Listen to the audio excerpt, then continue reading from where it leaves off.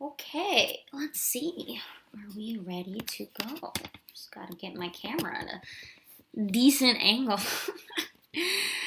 Okay, I think we're okay. Alrighty, guys. Hi, everyone. Welcome to stream. I know it's been a while since I've done one of these. Sorry about that. I have adult responsibilities to take care of. So, ooh, so welcome, returning people, new people, whoever you may be. Welcome to the stream. So I guess I can do a quick synopsis of what we're doing if you have no idea what's going on. So just also a warning, if I cough a lot, I have this seasonal allergy thing. Like my entire life, I've had this stupid thing where I just cough. I'm not sick. I don't know if I'm allergic. I don't think I'm allergic to anything because I've never actually been allergic to something. I've been on a lot of meds to try and solve said problem, but nothing works. So I just get a cough. So if I cough frequently, I'm not dying. I don't have the disease. Don't worry. It's just like some sort of allergic reaction. I may run and grab like cough drops halfway through and drink a lot of water. So sorry about my random coughing. Okay, so let's talk about what's going on. For those who are new, I do these streams where you guys have submitted art to me on Discord to look at and critique. I will not talk about anybody who is not here. If you are not present, your art won't be talked about. It's just not fair to talk about somebody who isn't there. I don't think that's fair at all. And I'm sure you guys hopefully can agree on that one. Because that just feels like bullying. I don't want to bully people. That's not what this is about. So people have submitted art to me on Discord.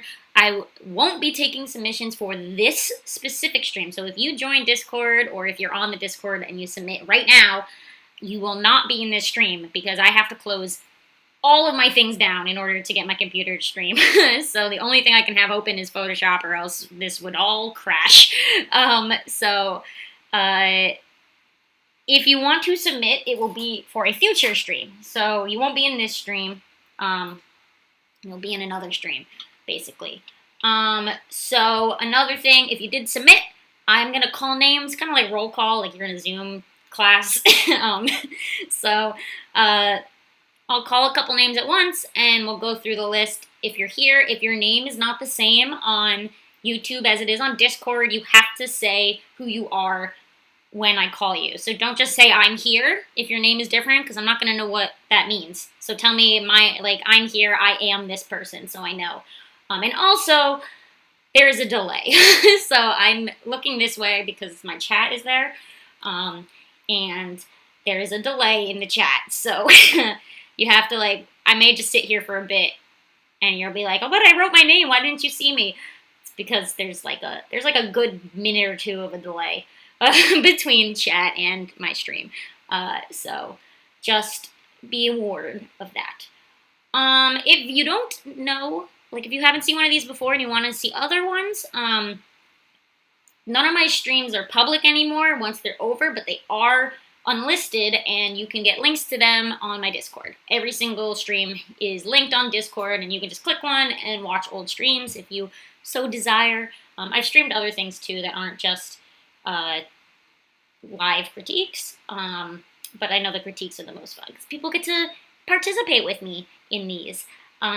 So I think that's all of my spiel. Also, it's going to slowly get dark. It's raining outside, so as the sun sets, it's going to get dark in here, and I'm gonna hopefully my ring light will do its job, but the lighting may change as time goes on. So let me quickly grab a cough drop from my bag of cough drops because I am coughing a lot. Sorry, guys. I had to take medicine last night to go to sleep. It was so bad. Can't cough. Can't go to sleep if I'm coughing. If anybody knows the answer, we've tried inhalers. I've tried like allergy meds. We've tried even antibiotics because we thought maybe I had an infection. None of it worked. I just get this stinky cough. Oh, Amber's making fun of me in chat. Amber lived with me in college and can attest to my coughing because it happened in college too. I remember once in a class I kept coughing while trying to critique during class. One of my classmates was like, "Paige, stop coughing." I was like, "I'm trying." I'm trying so hard. It was hard. All right. Okay. Alrighty. So I think that was enough spiel. There's a couple people here, which is great. So let's do this. I'm gonna call some names. What I'm actually gonna be doing this time is there are some people who have submitted a lot of art, but I never talked about them because they submitted it forever ago, and then they've just kept submitting new stuff. So I usually line up your art with your first submission. So if you submitted a long time ago, I'll put your new art with your old one. And because of that, a lot of people I've been skipping because you got pushed back because new people keep submitting. So I think what I'm going to do is I'm going to start off with calling the people who I have multiple images from. So you may have forgotten you even submitted this picture, but I still have it saved. So let's do this. I'm going to call 3 names, and if one of you is here, or if all 3 of you are here, we'll talk about you. And if not, I'm going to then move to the next 3. So these are all people who I've never talked about before, but they have submitted multiple things to me. So I'm going to call the names. Also, I'll give you as well, chat, I want you to be a part of the critique. So when I call on you, if it's not your turn, you're welcome to also give advice. Biggest rule is don't be mean. Critique is not the same as criticism, okay? We're not just out here flaming people. That's not what this is about. So if you have advice, be nice and don't just sit here and point out things you don't like about someone's art. That's not how critique works. It's, yeah, you can point out what doesn't work, but it's how can you fix it? How do you get better at it? That's what we're really trying to focus on. Okay, so first 3 people I'm going to call. And remember, if your name is different on Discord, you got to tell me. We got Night Frost, May the Pigeon, and EVX. So that is Night Frost, May the Pigeon, and EVX. Or, yeah, or EveX. I'm not sure how to say that one. But yes, if any of you are here, please say so in chat and tell me who you are if your name is different. All right.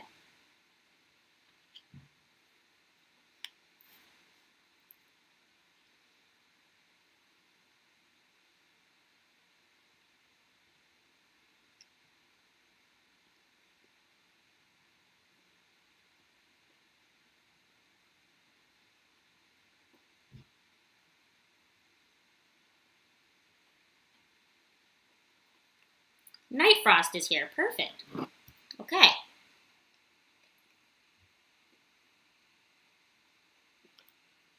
Alright, is any of those others here? So Night Frost is here. Is May the Pigeon or EVX here?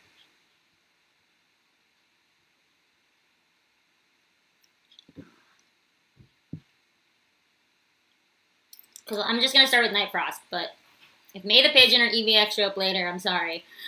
All right, so Night Frost, you have two. We have this older one, which is a full scene, and then we have the new one you just submitted, which is these two characters. So which one did you want to talk about? I'm only going to do one. Not just which one did you want to talk about, but what did you want to talk about? It's like anatomy, staging, color, all of the above, general advice. Was there something specific, you know? What do you want to talk about? And which one? The first one, which is this full one, and the second one, which is the new one. Okay.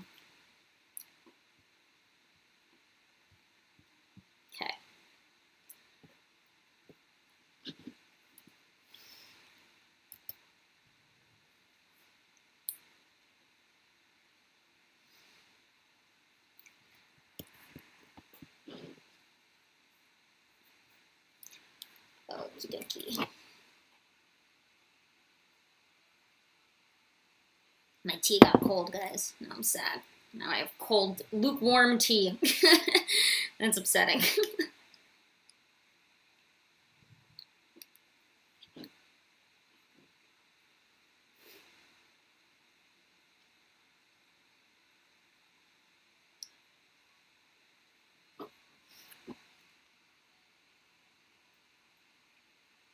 Okay, new one. Just general advice? Okay.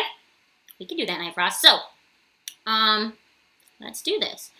So, if you guys don't know how this works, usually, I duplicate your art, so there's always an original. And what I tend to do is, like, a mixture of photo editing and, like, redrawing and just your stuff.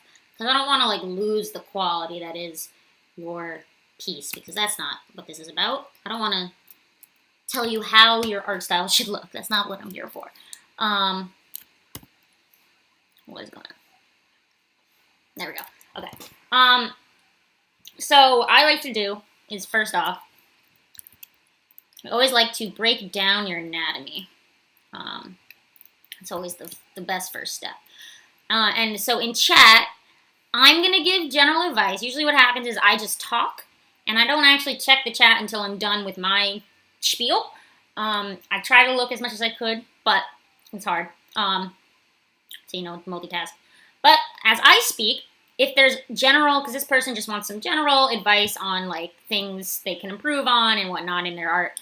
So if you in chat see something that maybe you can give some advice on, feel free to say so in chat. And remember, be nice about it. And I will then read the chat, and I will, if I agree with some of the stuff you guys say, or if maybe I don't agree with some of the stuff you say, I'll say why, and I'll talk about it. So yeah, please help Night Frost out if you also have advice. So I first will say, good job not just doing a full body, which a lot of people avoid full bodies, but a lot of people also avoid backgrounds. I avoid backgrounds. So the fact that you're even, like, attempting a background is just already, like, an amazing step. You are, like, your other thing you submitted also had, like, a full background. So the fact that you're trying to implement a whole scene is just amazing. Like, that's a higher level of thinking than a lot of people do. So good job, because you're already on an advanced step, which is fully making a composition. And I do think these characters look like they live in this space. That's another really hard thing to do, is making it believable that your characters are existing in the space. It's not easy. And I think you've gotten a good, at least in this one, I mean, you can tell they're on this stage. I think your lighting is really strong. Well, at least this stage light. There's a couple lighting things on this. Your lighting's very soft, and because it has such a bright spotlight, I would suggest you might want to go harsher, because such a bright spotlight would increase the shadows. This is a stage. I don't know if you looked at images or videos of live performance and see how because lighting in stage performances is like a whole art in its of itself. So like stage lighting is a huge job, especially in theater. So I would suggest even looking at lighting references of the things you're trying to light. So in this case, it would be this like ballerina stage performance. There's 100% videos of ballets you can look at that will give you reference for your lighting, which I highly suggest you do. I just finished a drawing for a commission that took place in the woods, and he specifically wanted like light coming through the trees. So I used a reference picture of light coming through the trees, so I didn't have to guess as to how that would actually implement into my drawing, and I used the lighting of the photograph as a reference point. Like I didn't put it on my background and like trace the lighting. That doesn't make sense. But I used it as a reference point for lighting, because even lighting needs a reference, you know? Don't guess, right? All right. I'll also say your art style is very unique. I'm a fan. I don't really see a very similar-esque look in a lot of people's art. I love how grim it is. I'm a big fan of dark stuff. I love horror. Even though my art, it's not horror in any way whatsoever. I am a big fan of horror. And I like the like horror-esque design you got going on here. And I do think they're bony, but I do like the boniness. Like I feel like that's part of your aesthetic.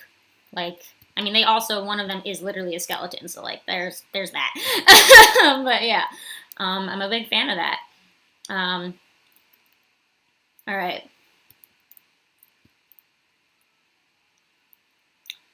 Once I finish tracing the like actual pose, we will talk about where I think some focus should be on improvement. And I'll also see, I think you were saying something in the chat, and also I'll look at it.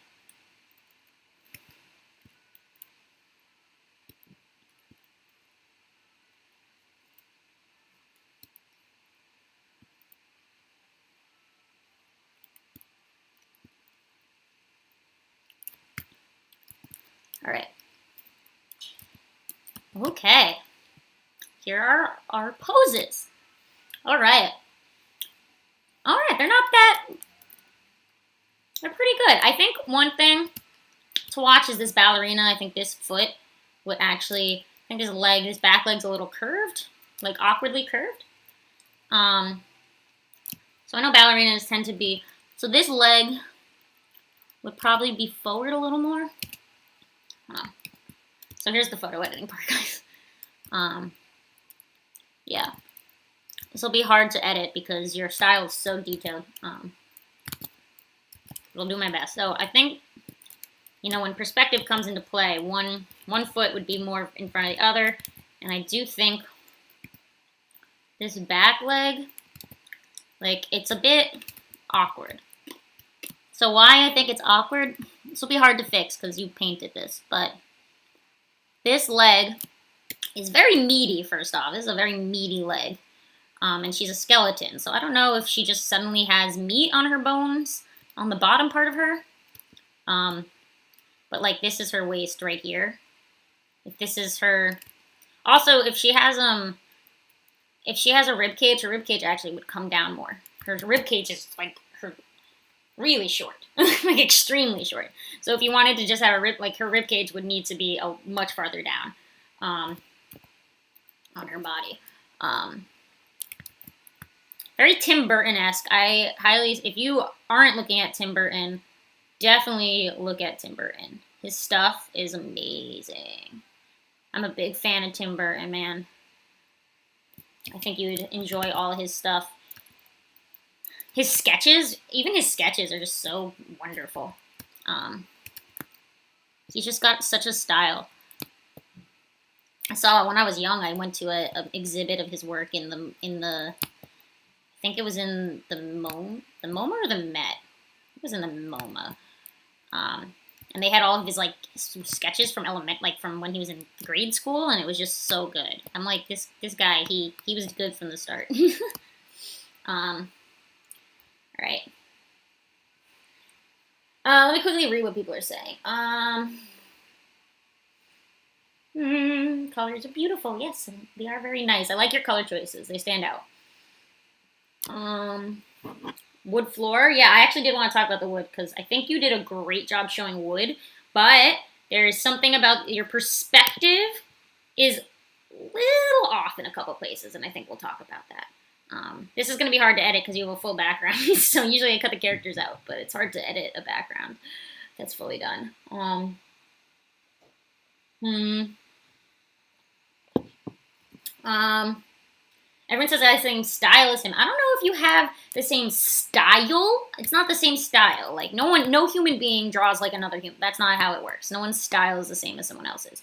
I think you have a very same like structure to your art. Like you have a very same inspiration, like very similar foundation.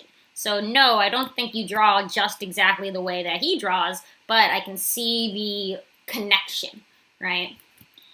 I can see where how even if you've never seen his art, how the two of you could have same inspirations and come to the same points in your life. I guess. All right. I know I kind of like screwed up your thing here. Sorry. It's gonna look rough, but that's usually what happens.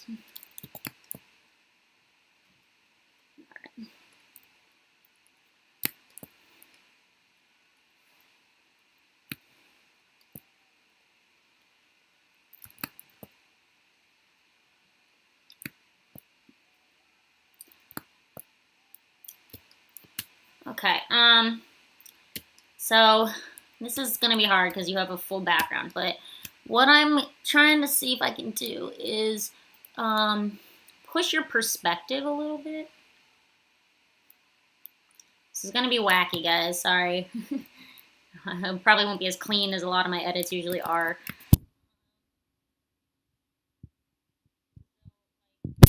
Right now, her back arm, even though it's farther away from us than the front of her, um, ooh, the back arm is the same, like visually sized the same as the front arm, even though it's like away from us. So definitely watch your perspective sizing and make sure that things are like proportionate and you're pushing your foreshortening. Don't forget foreshortening.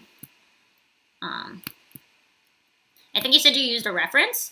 Honestly, don't be afraid to just like straight up import a reference photo to your drawing program and then like how I drew this skeleton, like I drew this like rough skeleton right here around your character. Do this to the reference photo. Draw directly on the reference photo the skeleton layout and then make the reference photo go away.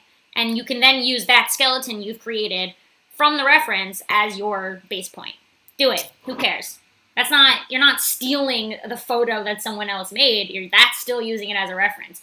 You are learning by drawing the exact pose that character is making. And then you won't have to guess. And honestly, doing that also then helps you do it without it. So the more you like directly go over a photograph, like posing and stuff like that, you'll slowly start picking up on the things that work and don't work and proportions and stuff like that.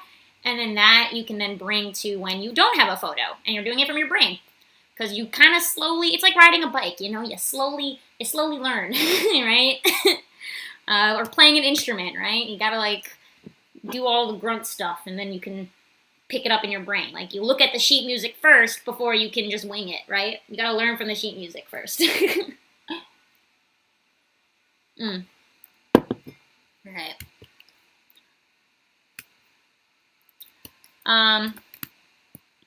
This is a weird edit, but I'm doing my best. Okay. So my biggest thing was just like watch her chest, like even a skeleton. Your rib cage, I think your rib cage goes to you can feel if you can feel your rib cage if you're skinny enough like I am. Your rib cage stops like right above your belly button, I think. Yeah.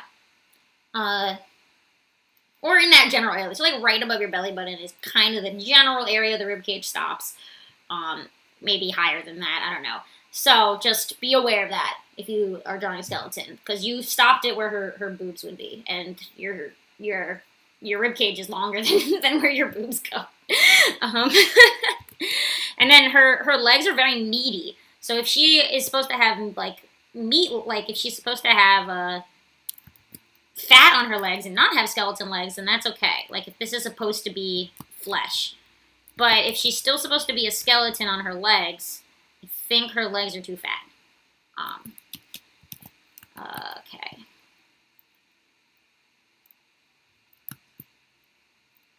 Skeletons are hard.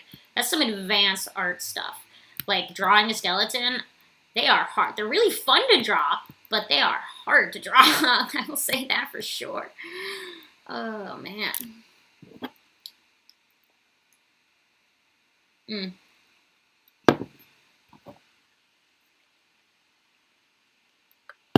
Okay, let's go to this character.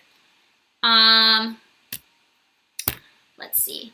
This guy is actually pretty good.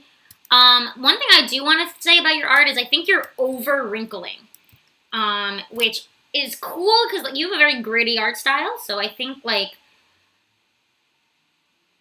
that works, but it might be too much. And like over wrinkling is a very common problem. Don't worry.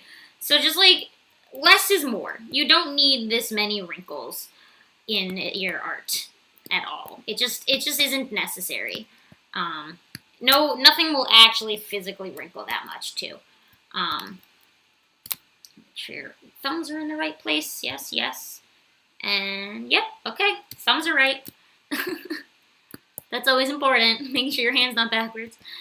This hand, I believe, his forearm and his forearm is longer than his. His forearm is shorter than his upper arm. So this would actually your forearm and they're the same. They're like the same usually.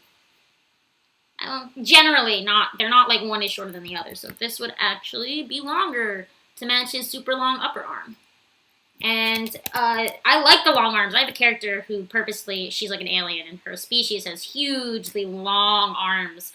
And it's okay to do that, with like, especially when it's not a human character.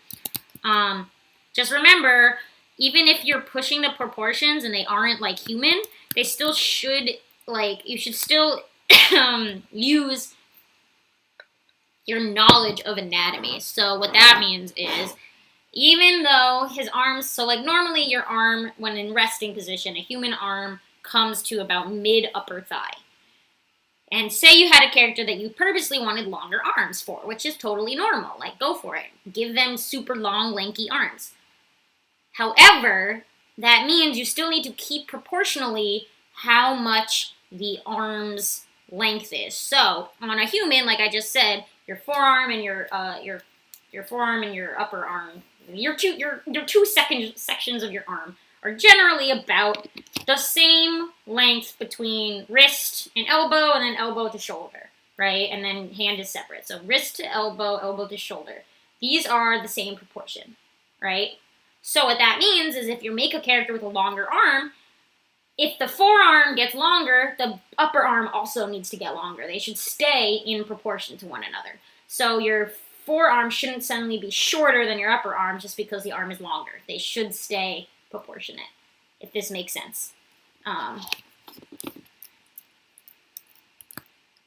right, that was kind of a spiel, but I hope that made sense. You know what this is? It's how people always say you need to know the rules before you break them. This is an example of that, of knowing the rules before you break them, because you learned the rule of how much an arm's length should be, and now you can break that rule, but in reality. So you're breaking it in reality. So it's not like you're guessing, because you know the rules, basically.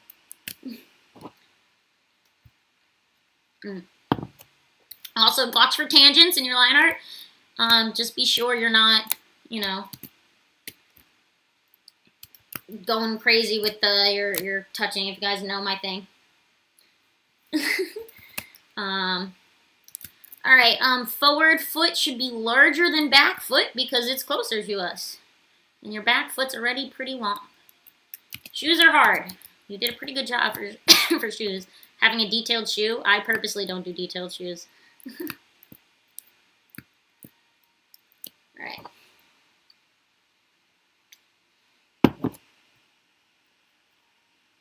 Okay.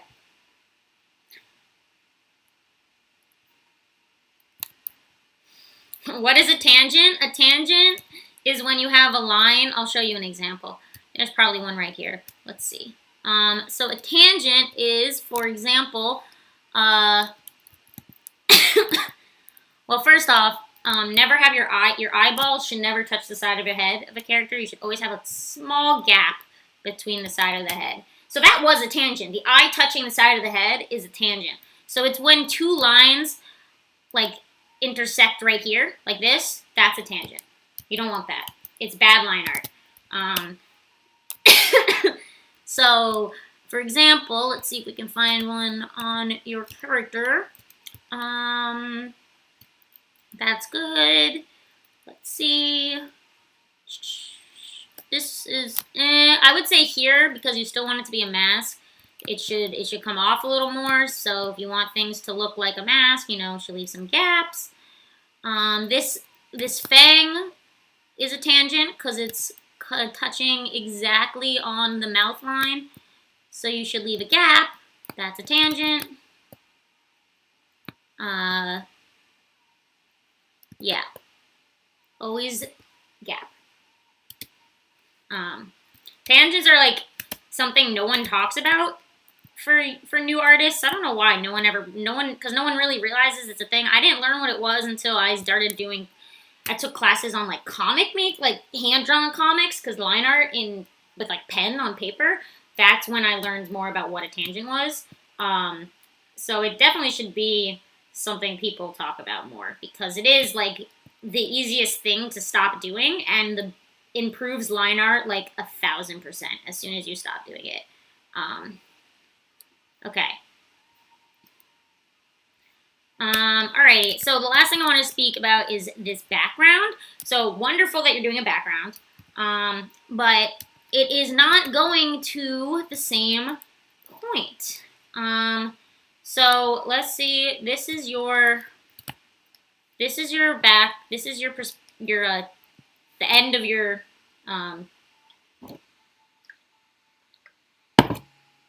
your horizon line. Oh my god, I can speak. So that's your horizon line. And your vanishing point looks like it is there. This is your vanishing point. Okay. So, I don't know what program you use. Some programs have a built-in perspective tool that you can turn on, and it'll give you the vanishing point for you. This would be how all your parts should move. Actually, I think your vanishing point may not be, looks like your vanishing point's like back here. So it's not exactly, your horizon line is away from the stage. So your stage is kind of going, yeah. So it would be more like this.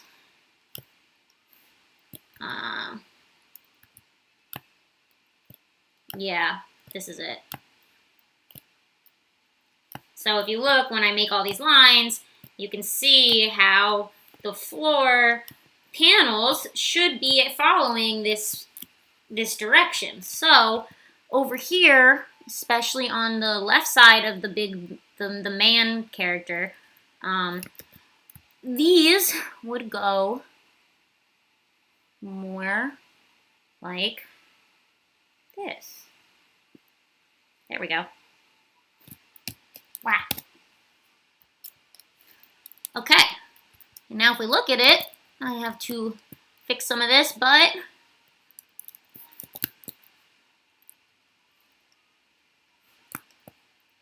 that is a little better.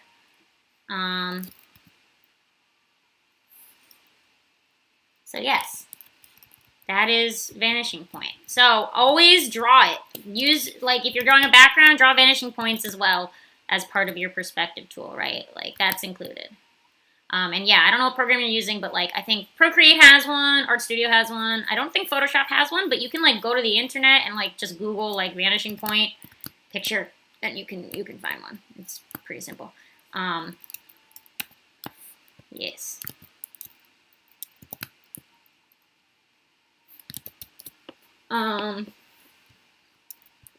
Okay.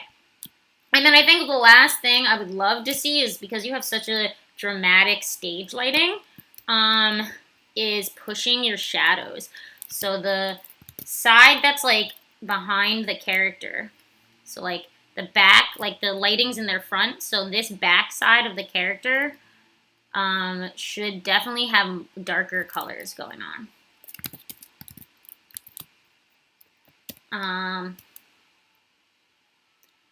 So yeah, push those shadows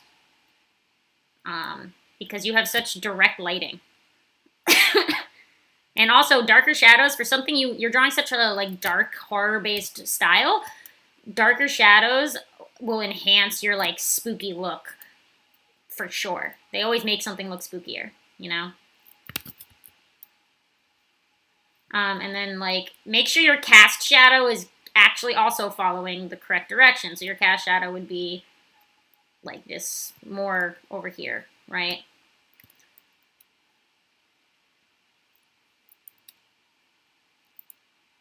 Yes. Very subtle, random painting parts, but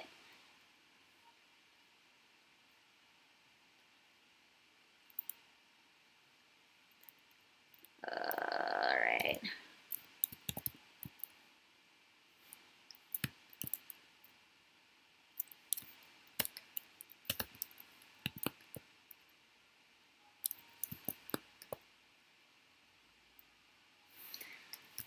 Okay. I think that's all I have to say. I'm gonna quickly see what other people have been saying, and if I can add to this through what they're saying. And if not, then I think we're good. This is really amazing. Like you've got such a unique look to your art. Keep it up. Just keep taking an inspiration from the world and keep studying real life lighting and anatomy and break what you can when you can. Don't be afraid to try something new. And I see you're already doing it just by trying a background. Like that's something new for sure. So what I'm gonna do, I'm gonna do my flip through. So before I do my flip through to see the before and after, what are people saying? And then we'll go to the next character. Let's see.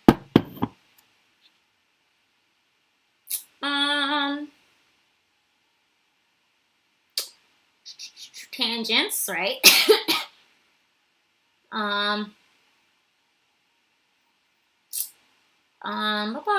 Colors, yes, they are very unique. I love their colors. I think the female character stands out a lot and very unified. He's unified too. My only thing about him is your background color. I think he blends with the background a bit too much. I would suggest, honestly, I'll do it right now.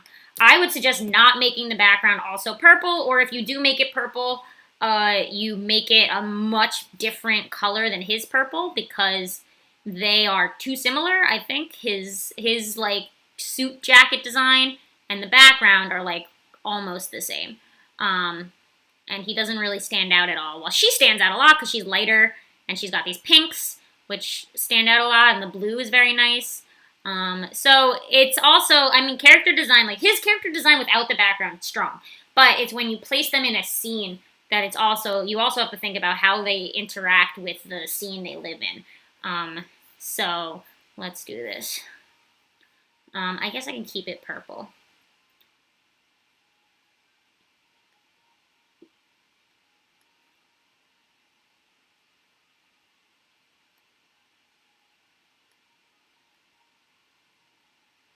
I don't want to like make it dead. Maybe make it a little blue. How's that?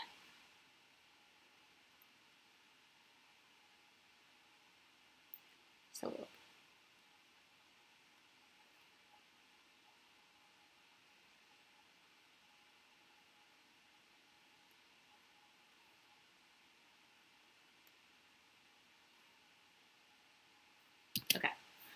I mean, that was very rough.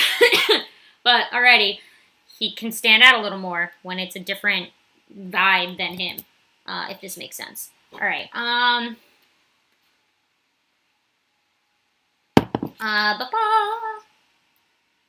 okay, alright, let's do my then, before and after. Ooh, and then I'll call the next character. And thank you, Night Frost. I hope this helped you. I hope this helped everyone else who was part of this. So this is now, and this is then. Kind of hard to see what I did when zoomed out. Another thing is just watch how you crop. You have a lot of empty space on the top of your canvas.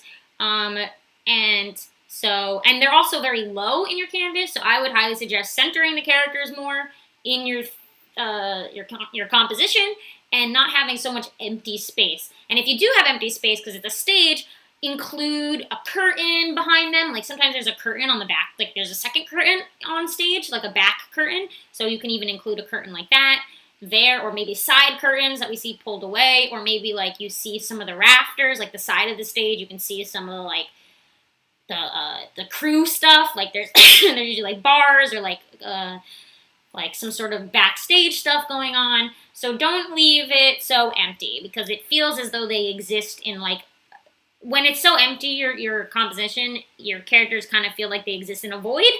And so even though you do have a background, it's still very void-like in the composition. All right.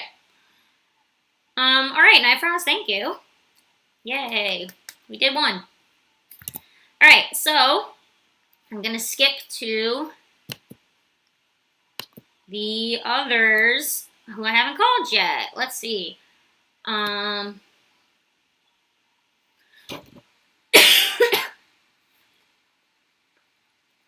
Frost says, I'm not complaining. Why would you complain? I hope you don't complain. That's what a critique is for. Expecting complaints. Why were you expecting complaints? Night Frost, no. That's not what these streams are. That's not what a critique is. A critique is about taking what you do know and how can you improve it, man. Your art's great. Everyone's art's great. Everyone just has to keep going. I'm still learning. You kidding me? I'm still figuring stuff out even today, and I've been drawing for so long, and I teach it. And I teach art, and I still don't know what I'm doing half the time. And I'm winging it. That's just how it works.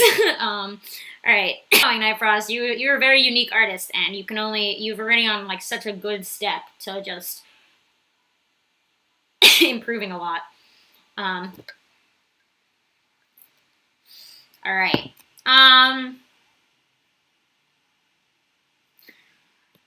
Alright, next 3 people. I'll call these names, and I'm gonna run and refill my water. Am I okay? Oh, you missed the beginning. I have allergies. My cough is an allergic season. It's a seasonal allergy, so when the weather changes, I get this cough. So don't worry about it. I'm fine. I said that in the beginning, but you may have missed that. Okay. All right. The next 3 people are the one who loves foxes, Memento Mori, and Milkbug. So the one who loves foxes, Memento Mori, and Milkbug. Those are the next 3. I'm gonna go refill my water, and I'll be right back.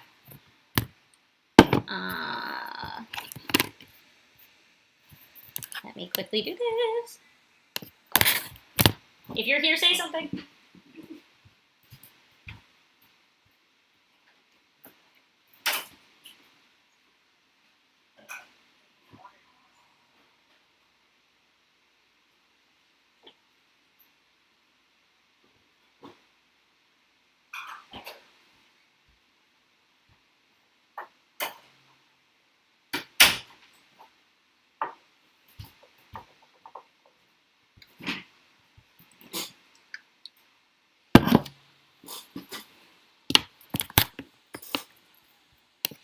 Okay, hello. Is anybody here? Who's here? The one who loves foxes is here. Okay. Anybody else? Memento Mori or Milkbug?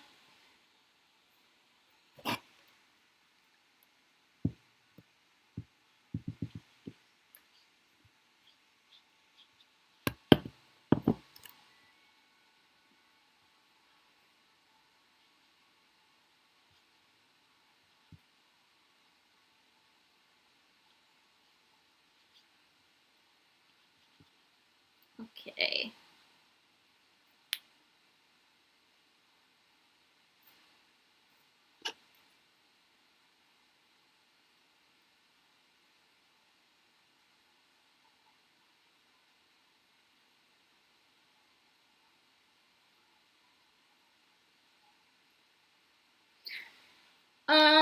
Let's start with the one who loves foxes. So I was reading some updates. So, the one who loves foxes, you've given me 2 art. Do you want to do this one, the old one with the character, or this new one with the other full body? So the full body one or the half body one? And not just which one do you want to talk about, but what do you want to talk about? What are we talking about? About this.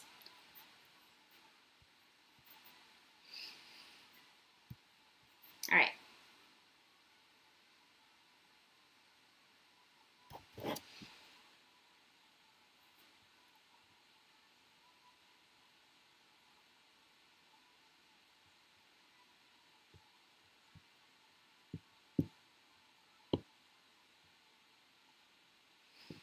The new one and character design. Okay. So, can you give me a like literally a one sentence long, who is this character? That's all I want, because otherwise I do not want an essay. What should I know about this character in order to talk about character design?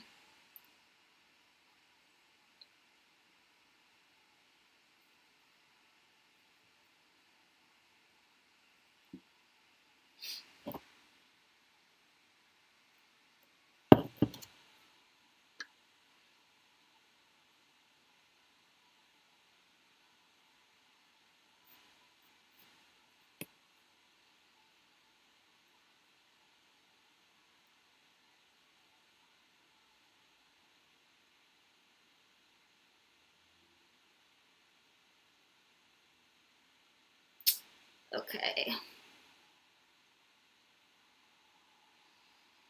Still waiting while I wait. I know we're not talking about fundamentals, so I won't do anything.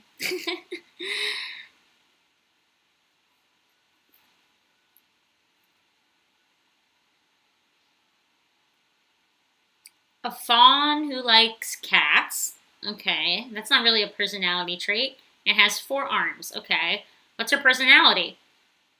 Can I get a short personality? That's what I would like to know. Who likes cats is not really a personality trait, because you can like cats and be an horrible evil being with, like, you can be sadistic and evil and like cats, or you can be adorable, cute, and friendly and like cats. So, yeah.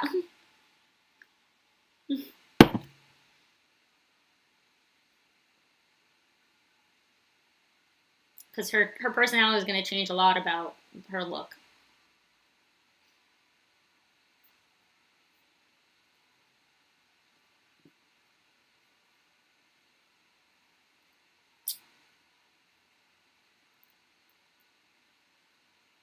Well, let me look up pictures of fawns first.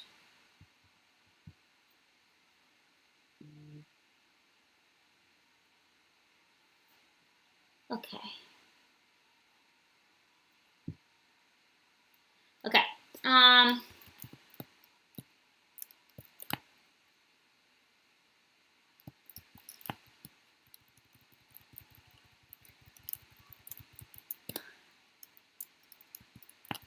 She's shy and gets scared easily and caring. Okay. We can work with this. So the way I'm going to go about this is I'm not going to edit your photo. I'm just going to, like, use it as a reference point, and kind of like how I do in my OC videos, but I'm not going to, like, fully color this. So she's like a soft, caring fawn. So first up, fawns. Let's start with that. No smoothing, please. So, very basic. Fawns tend to have, they got human bodies and goat legs. We know that. So human body, and you want her to have 4 arms? Is that like a has to happen? So I guess we can include shoulder, usually it's like one up here and then one down here, right? And then for her fawn legs, how do they kind of like curve, right? Bear with me, I'm gonna figure out how to draw a fawn. Me and animals are not the best friends.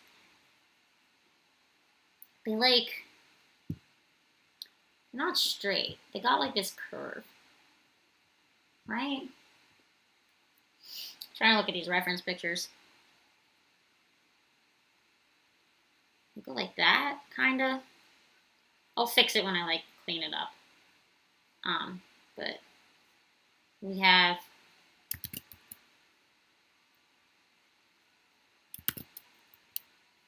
okay, how to draw forearm.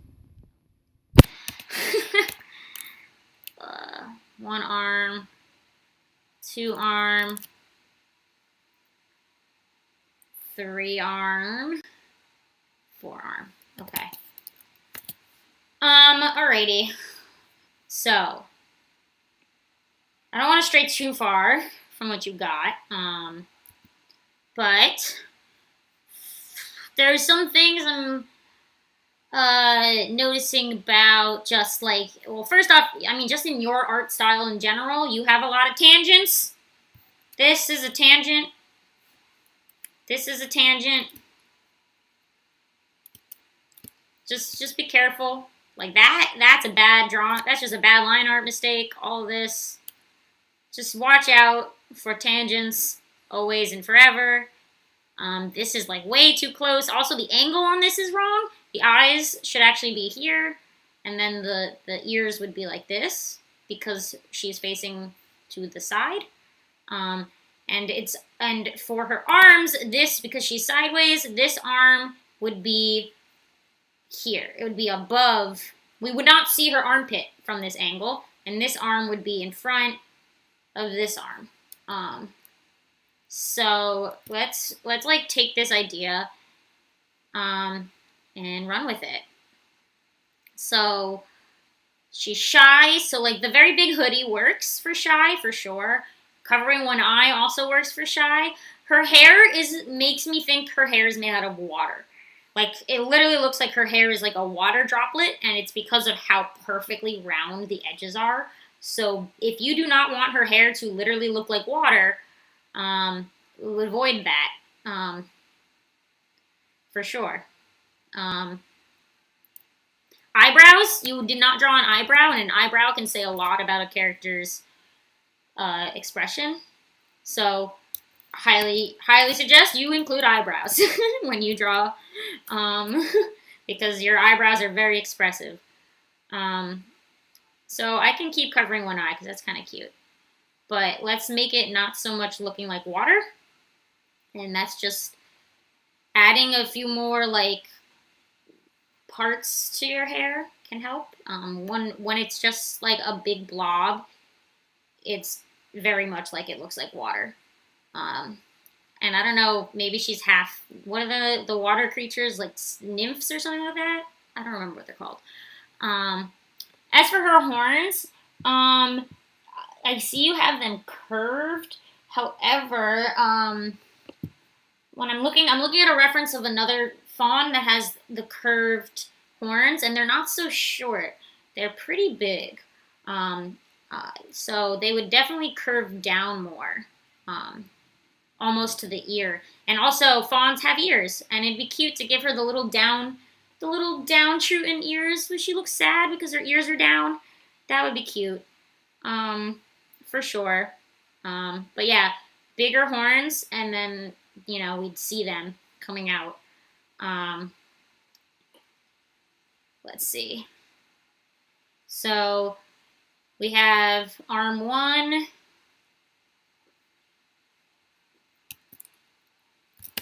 Arm 2. I'm just going to draw the body first. And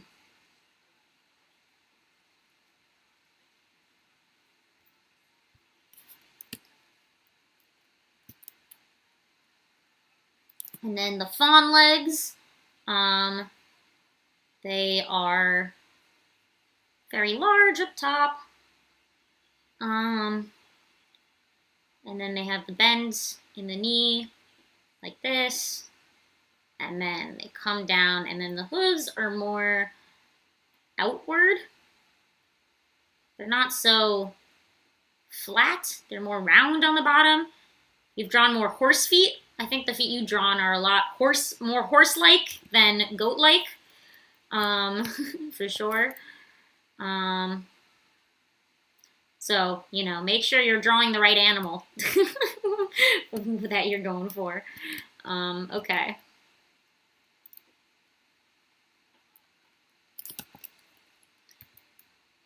Make sure that these line up.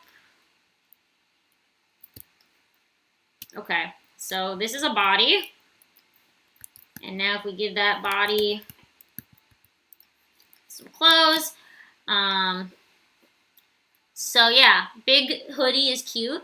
I like it. Just make sure like the hood makes sense.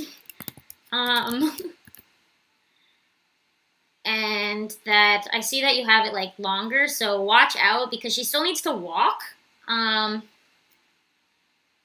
So like because she still needs to walk, her sweatshirt should not go below her knees because she needs to be able to take if her jacket came below her knees, she wouldn't be able to take a step because she would hit her sweatshirt and it would get stuck and she'd just trip over herself. So you can have a big jacket, but make sure you stop it before knees. And include knees. You don't have knees in your drawing, so make sure you include knees. And then big jacket is cute too. So she's got this, you have like fluff, so for her, the ends of her sweatshirt, so, and it's supposed to be bigger than her hands, so I like that. I like the big sweatshirt. For sure. I would include the fluff in other places. So the fluff doesn't exist anywhere but the bottom of the sleeves. So I highly suggest maybe including it at the bottom of the sweatshirt. So like the bottom of the sweatshirt maybe has the fluff as well. Let's see. Yes. We got your little things. And then the little kitty hoodie. She likes cats. Make sure you're angling it correctly. Right? And then fluff. She's got fur on her. The fur actually looks like the fur comes really far down on the hoof. So, you know, just include that. Fluffy fluff. Okay. Very basic that I'm not gonna make this look pretty. So yeah, always remember, I don't know how you go about your drawings, but always draw a full body with no clothes on first. So you can get the basic structure down before you put clothes on top of the character. What I'm gonna do is, let's see. I'm gonna take all this, save it.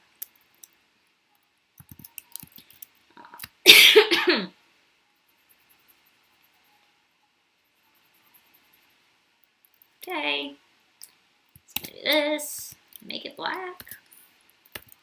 So, all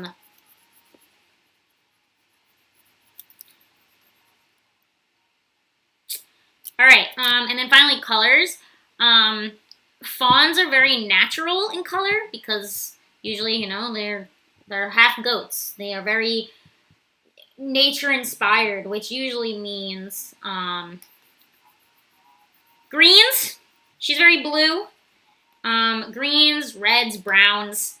That's like a go-to. She's very blue, which makes you think she's related to water, which is, again, why I thought her hair looked like water, is because it's blue. And blue hair with droplets like that, and like a droplet shape, 100% makes me think of water. So I don't know how your thoughts on this. Like, I mean, blue is a good, cool color, but you can do like a light she's shy, so blue makes sense, but you can do other colors. And also, her goat parts are brown already. So why isn't her hair also related to her goat color? You know what I mean? So if we stick with the browns that you have already planned out for her goat parts, keep going at it. You know, don't get rid of them. Unify her. Her goat parts don't really fit with the rest of her. So like if her fur's brown, her hair should probably be brown too, so that it matches. And even like a brown like this, like you can keep her eyes blue. That's fine. But like even a brown like that, like will match. And don't use pure white. You used pure white. Never use pure white. Never use pure white or pure black. You can use like a little bit off of the white and black. That way when you shade, you can actually add shadows and highlights. If you use pure black and white for your base colors, you can't shade it. Because there's nothing darker or lighter than pure white and pure black. Right?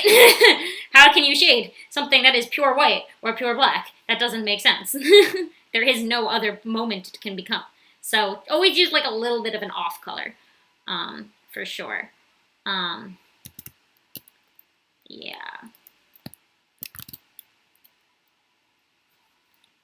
And I think what we can do is, her skin is white.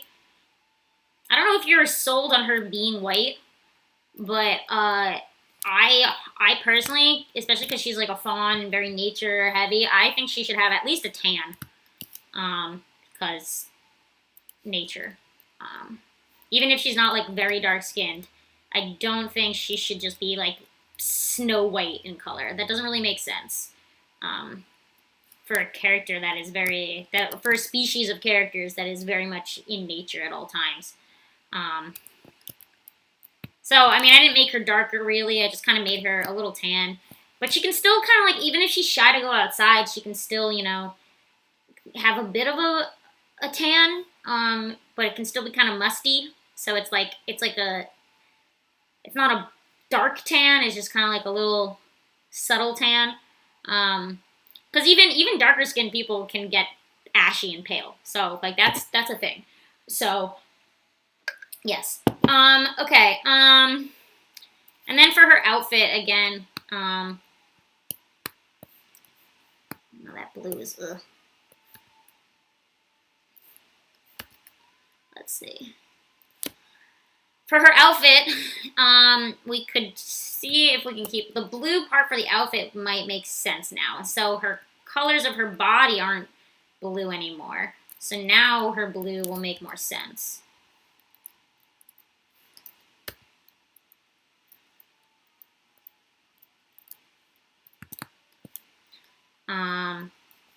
These are very ashy blues. I don't know if that's something you wanted. They are very dark. They're kind of blending a little too much with her. So instead of going so dark, I'm just going to go a little like lighter. But like still not like bright, just like light.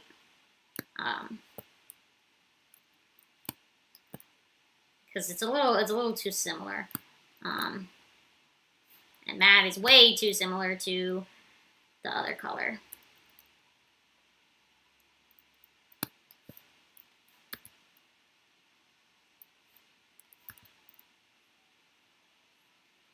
Okay. Simple. I mean, this is like really rough and I did it in 2 seconds. Yeah, here's my thoughts. Here they are back to back next to each other. Who was this? The one who loves foxes. That's it. Tell me what you think. Maybe my advice helped. It was very simple changes, nothing crazy. I don't know if anything I said made sense. I don't know if anyone else had any thoughts about this. Maybe you had a different idea. I wasn't really checking chat. But I think we're done with this one. All right. Yay.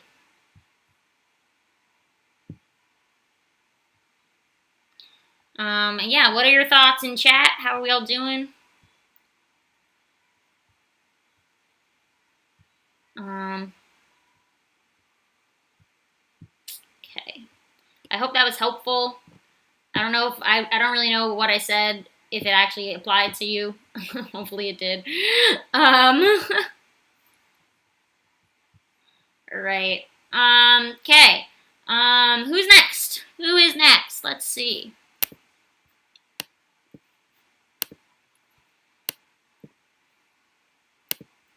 Up next, we have.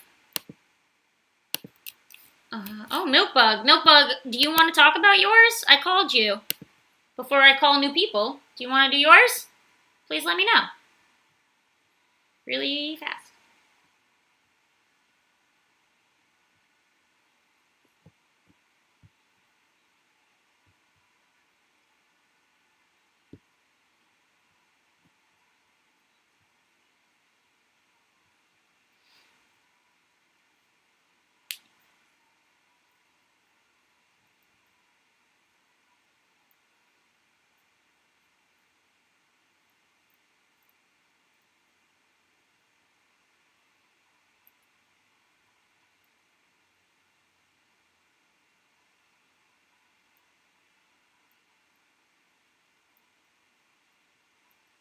Milkbug?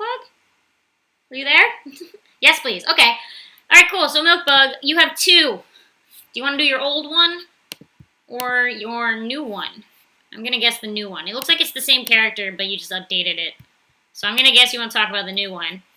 And what do you want to talk about? What are we focusing on? What are we discussing?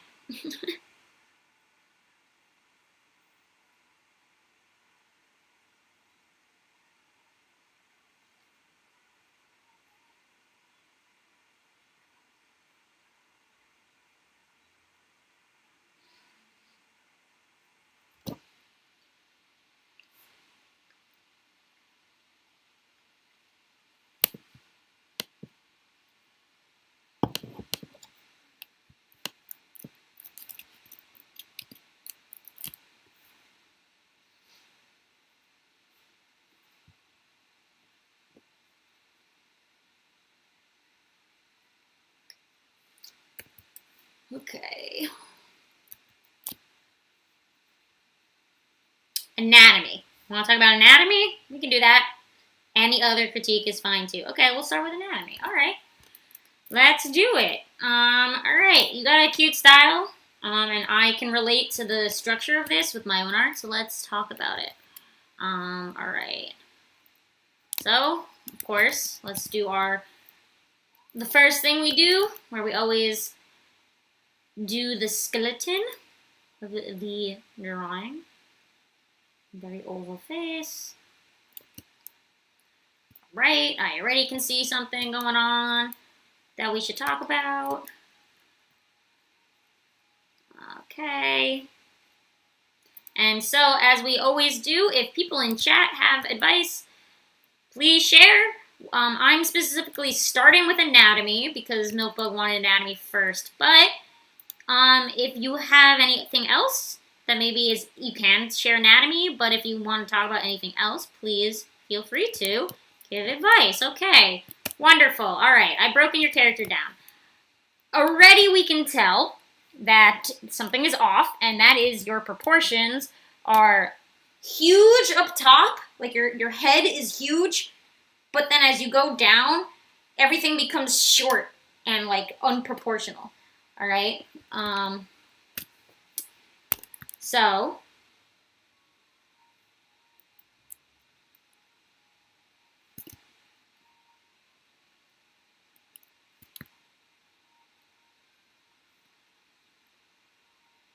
let's just squish the top. So transform tool, squish in the top and push out the bottom.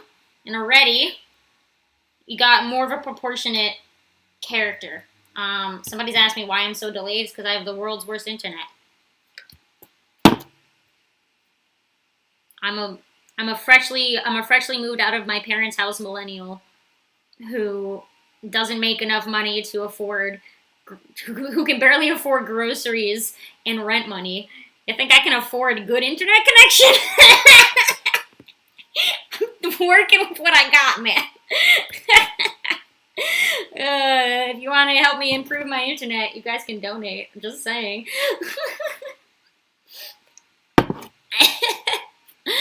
Okay. What were we talking about? Proportions. Okay, so I squished them. All right. So that already was just like a big boost in the perspective. And now let's see if I do the same trace now, but with the squished top and the pushed out bottom, what happens?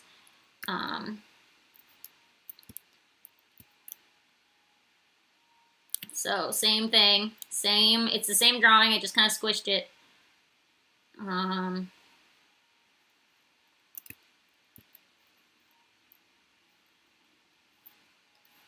Look at that. Look at that difference. Already. What a difference between those two characters. Like, this one has a lot more correct proportions going on than this one does. And all I did was squish down the top because the top was wider than the bottom. Simple things. I use the transform tool. I do the same thing where I draw the head really big and then the body really small. I transform tool everything. Or I know people like liquify. I prefer free transform or the warp tool. But people like the liquify tool. I just don't like how I can control transform a little better than liquify. Don't be afraid to use it. I use it on everything I draw because everything I draw always is larger up top and shorter on bottom, and then I squish it every time. All right, the next thing is your character doesn't have a skull, so let's do that.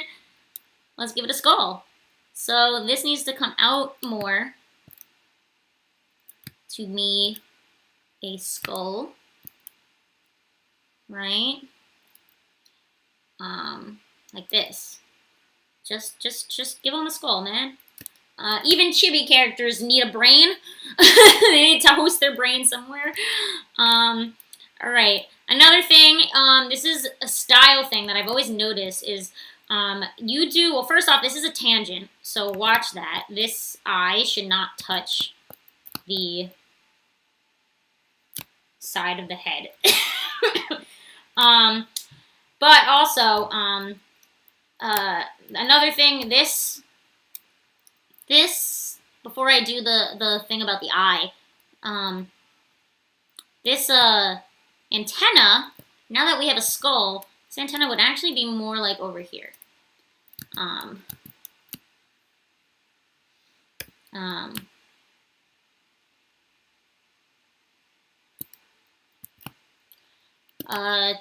They're like little horns on the two sides of the head, so make sure you line them up, because otherwise it's like two on one side of the head, and that doesn't really make sense. Okay.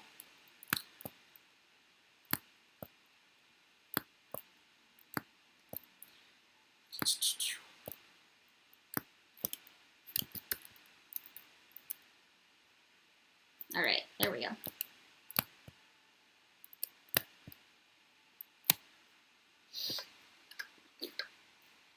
All right, then this is something I want to talk about. This might apply to a lot of people. Don't do this also. This is also, all this is a tangent. This is a tangent. This is all a tangent. Watch this. Make it go past the point of the shoulder. They should not touch perfectly. Yes. Oh, your character also doesn't have a chin. So not only do they not have a skull, they don't have a chin. So you can still have a cute round head, but give them a chin, please.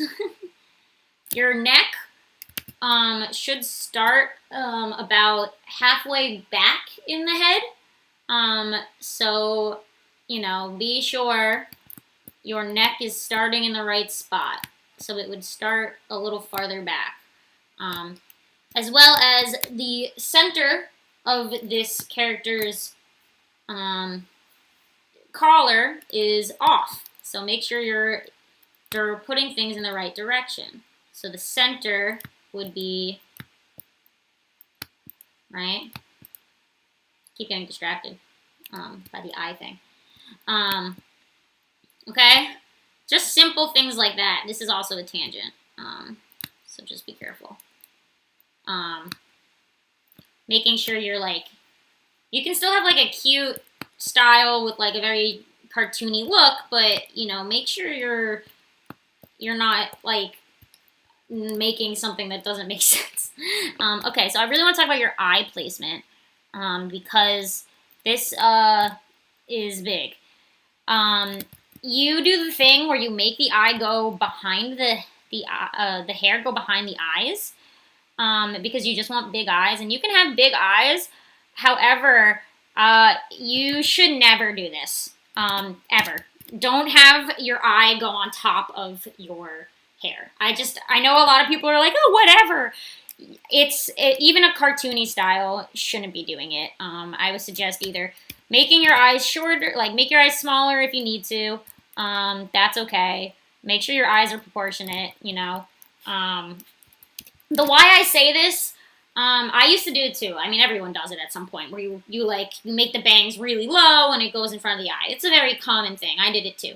But why I say you shouldn't do it is people in the future, like if especially if you want to make this your job or something like that, like if they see you're doing this, they're gonna think you have no idea how to correctly draw the proportions of a forehead, basically. So if somebody comes to look at your portfolio, to hire you for a job, and you are doing character designs where your eyes are like the entire head and their hair is behind the eyes, they're gonna be like, oh, this person can't draw.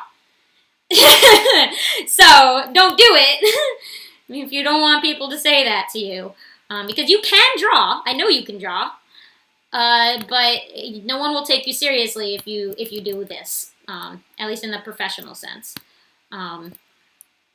Yeah. So instead, you can have the bangs go above the hair, you know, instead.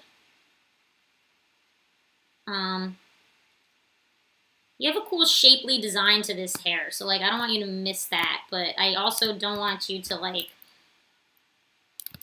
not get taken seriously, because it's very childish doing that, like unfortunately. I don't know, you guys are children, but like it's like the first step to like getting your art to be seen as something less childish and more serious. Like this is my like maybe the art content isn't serious, but it's serious, like you're taking it seriously, is to start doing things like this and like being more purposeful about placement of stuff.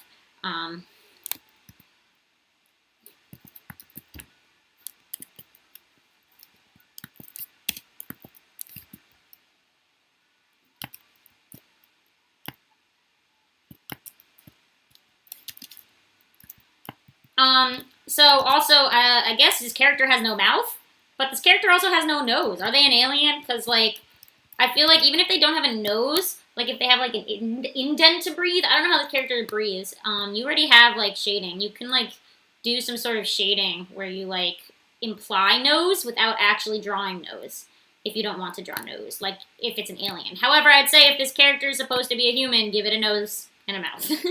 You know, don't... I had a style phase where I was like, I don't draw noses because it's a style choice. That's bullshit. It's just complete bullshit. I just didn't know how to draw a nose, so I didn't draw a nose. I just made up an excuse to be like, it's my personal choice. No, I just didn't know what I was doing, and I didn't want people to make fun of me for not knowing how to draw a nose. So just do it. You just got the first step to learning how to do it is doing it. I did that a lot. I had an ear phase. I was like, I don't draw ears for my style. That's BS. Complete BS.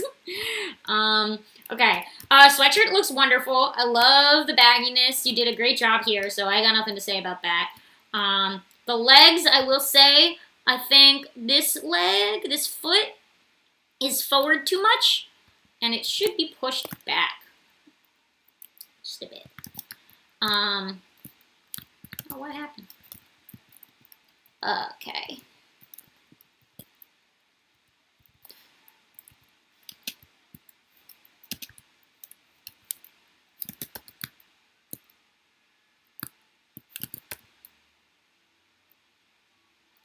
Okay.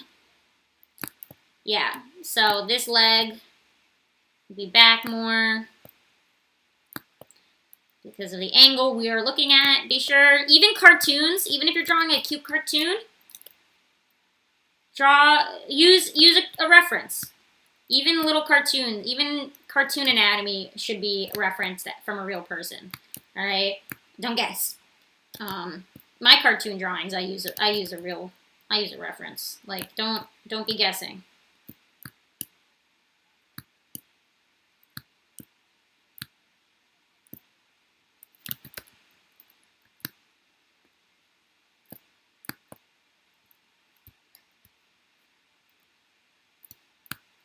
Okay. And then I think we got this as well. I think this, if we're matching it to the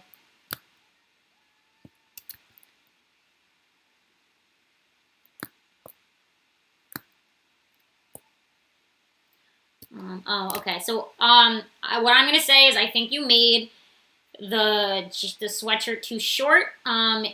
You are showing us their crotch, and that's they're not wearing any shorts. They're not wearing anything underneath their sweatshirt, at least that we can visibly see. And because of that, you need to make it longer, or else we're approaching dangerous territory. So be sure, if make a skeleton for your character, even a chibi, you should skeleton out your chibis before you draw them. And then use that skeleton to place the pelvis, and then you can place the jacket in relationship to that, because yeah, that was a little too short for the pelvis location of your character without it wearing any pants. Just gonna point that out. Okay. Okay. And also the back. There is no butt. Your character doesn't have a butt. What's going on, man? They don't got no back. So from a side angle with the arm down like that, we would be able to see at least a little bit of the back of the shirt. Especially because the jacket's poofy. The sweater, I don't know what it is. It's poofy. We'd be able to see some of it. Yeah. Okay, that was rough. But I think that's it. Let's do a back and forth, and we'll take a peek at what we've done. All right. Oh, one last thing I want to point out. The shading on the hair does not work. I'm sorry. This, like, flare effect does not match with the harsh, you have such a harsh cell shade style going on, and then suddenly you're, like, flaring out this bright, like, you're, like, using, like, a blur tool, and it does not make any sense. Don't do this. Also, never blur tool anything. Instead, you can do the, like, across thing, but, like, keep it harsh. Like, just keep it one static, harsh color, like you are with the cell shading. Like, if you're gonna do, like, a flat difference between two colors, do it even in the hair. Don't do that. Don't mix up your shading. Especially that one. That looked weird. Okay. Let's flip. So we have new, old. Okay. So again, I just kind of like squished them, got rid of some of your tangents, gave them a skull, made sure that the things lined up correctly, made sure their shirt was the right length, moved their feet over so that they made more sense perspective-wise. Very simple. And then the eyes, remember, don't do the eye behind the hair thing. Okay. Milkbug, thank you. Keep it up. Your art's always really fun. I love your art. Your little doodles. Honestly, you have so much personality in your doodles. And there's something about your step to color that I think you lose some of your, like, crazy personality in the doodles you make. So I honestly would love you to find a way to just keep the energy of your sketchy doodles that you always post and keep that energy into your final version. How you go about that, that's up to you to figure out. I can't really give you the answer as to how you can do that. It's just gonna come with more time. I think the biggest thing is to stop caring so much. I think when you make your doodles, Milkbug, you don't really care what the final product's gonna look like because it's supposed to be a doodle. Like, it's supposed to be the mess because you're like, whatever, I drew this in 5 seconds. I want that whatever I drew this in 5 seconds energy. I want that in your like final finished pieces, like so badly. Like that energy is so good, and I love seeing it. So like, keep it up. Like, keep it into your final product. And if that even means messy line art can be good if it's purposeful. So like, just do it. Don't care. Time to stop caring. Okay. Someone says draw the eyes and the bang. No, don't do it. Sorry. Artistic Dragon is trying to say you can do the eyes over the bangs. No, don't do it. I don't know if you missed what I said, Artistic Dragon, but it's an immediate notice by more realistic professional people. Unfortunately, this is the way it goes. If you're trying to get your art to be taken seriously by doing that simple thing of obviously putting like it makes it look like you don't understand how foreheads work. So, unfortunately, it's the truth, and people will point it out and be like, "How? That's not correct." So, like, honestly, it'll hinder you if you keep it up. So the biggest thing is just don't do it. It's either block the eye. You can block the eye with the hair, which is fine. If you cover the eye with the hair, go for it. Or you have the hair like not over the eye. Never put the eye in front of the hair. The hair can go in front of the eye, but the eye can't go in front of the hair. That's basically what I'm saying. A light opacity, no, don't do that. That's not how it works. Can I see through my hair in real life? Can you see through your hair? No. If my hair was in front of my face right now, you can't see through it. Unless my hair was transparent. If I had transparent hair, then maybe it would work. It's not how it works. Your hair is not transparent in the real world. So don't do it. No, you're immediately going to be seen as a joke by more professional artists in the industry. Don't do it. It's not worth your time. And the faster you understand how foreheads work, the better. Trust me, we all have foreheads. And a forehead also means a skull, because usually it's one and the same. People who forget a skull in your character design also forget a forehead. It's the same. Usually they're connected. It's more just like you're squashing your head down. So usually adding a forehead also solves the skull problem. Okay. All right, guys, here's the deal. I got to run to the bathroom because I've been drinking so much water. So what I'm going to do is, Milkbug, thank you. Your art's wonderful. Always love it. What I'm going to do is call the next 3 people and run to the bathroom. So, if your name is called next, please say something. I may not be here. I'll read the chat. I'll read the chat, after I run to the bathroom. But while I'm gone, please tell me if you're here. Here's the next 3 people. Faceless, Mushy Shroom, and the one and only Jax. So that is Faceless, Mushy Shroom, and the one and only Jax. Okay. And if anyone in chat wants to type that for me, that'd be wonderful. Because be right back. I'll go quickly.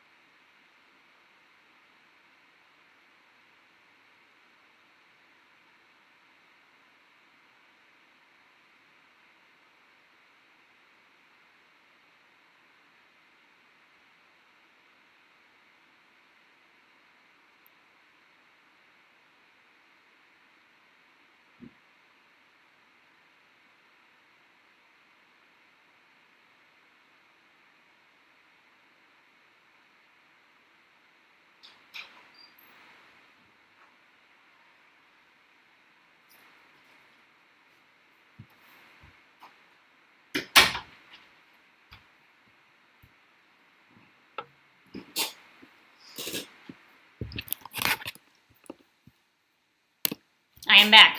All right. Are any of those people here? If not, I'm gonna call other people. That was Mushy Shroom. Hold on. Faceless, Mushy Shroom, and the one and only Jax. I'm gonna guess no one is here. If not, I'm gonna name and Wah, because and if Wah is here too. So Faceless, Mushy Shroom, the one and only Jax, and Wah. If any of you are here, let me know. If not, I will call other people. And if your name is different on Discord than it is here, please tell me, so I know who you are. Oh my gosh, guys, I have 2 cough drops left. I have to buy more. This is a problem. They're not here? Okay, I'll call new names, guys. All right, so that's going to be the end of all the people who gave me more than 1. So, I'm now going to go through all the people who have only given me 1. So if you just gave me 1, that's what we're going to look at now. All right. So let's read the next 3. So the next 3 names are Singular Brain Cell, Sea of Stars, and Starlight Rye. I can read. Singular Brain Cell, Sea of Stars, and Starlight Rye. Or Ray? Starlight Ray? I'm sorry. If you're here, tell me. If your name is different on YouTube, please tell me who you are so I know who you are.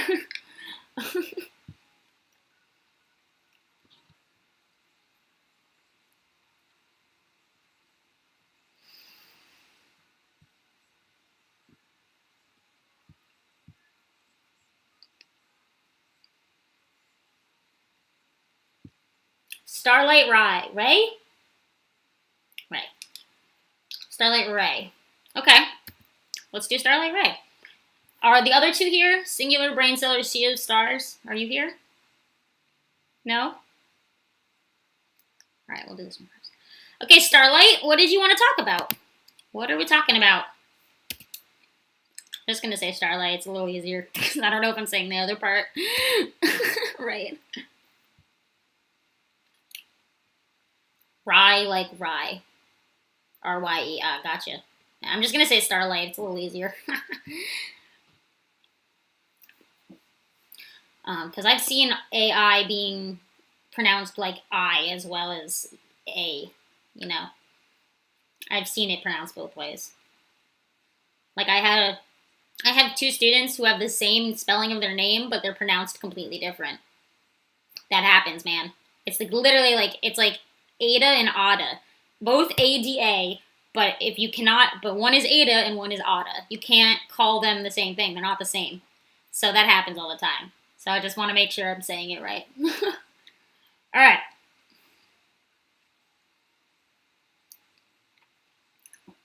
All right, what am I talking about, Starlight? What are we focusing on?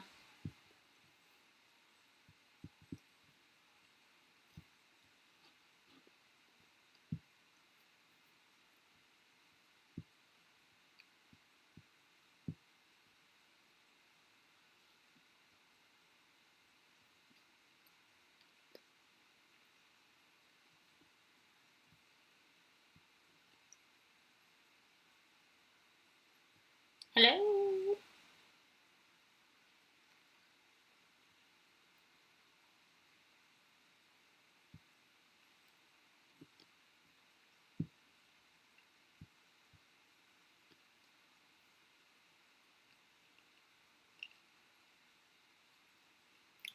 Should I just do a basic breakdown? I don't know what I'm talking about. Starlight, you gotta give me something to work on. I gotta sit here in silence the whole time.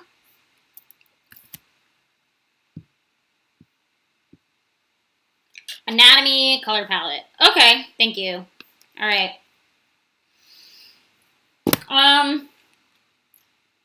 Okay, let's do anatomy breakdown. Let's do that. So, the basic, how we always do it.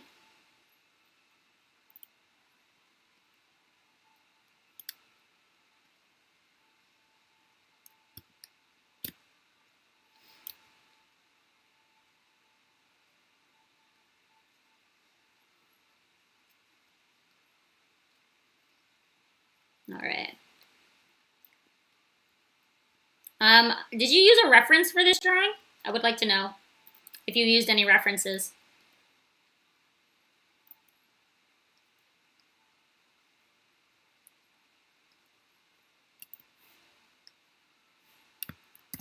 Okay. I honestly think you got the anatomy's pretty good. I don't think there's really much I can say. I think the one thing is her head may just be too big. I think you have a similar problem with the last person, where the head's really big and the body's really short.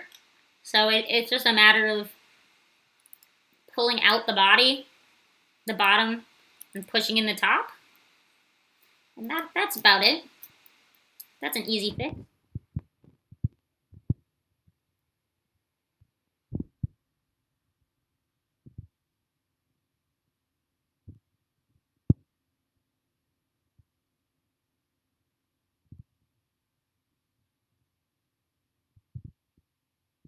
You did not use a reference. I couldn't find the right pose. Well, you want a camera? You want a cell phone? Take a picture of yourself. Do you know how many times I've taken pictures of myself for my own references? Or if you have a parent or a sibling or a roommate, take a picture of them. Or do what I do and put your phone camera on a timer. There's a timer setting, and you sit and you take the picture of yourself. That's it. You are your best reference. But even without a reference, you did a really good job. For sure. Again, it's just it's the big head, small body problem that everyone seems to have. You're not alone. I too have that problem. There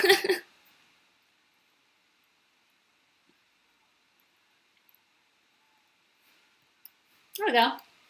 She's already the difference. Already a good change. Okay. Your shading's really nice. I love whatever brush you found.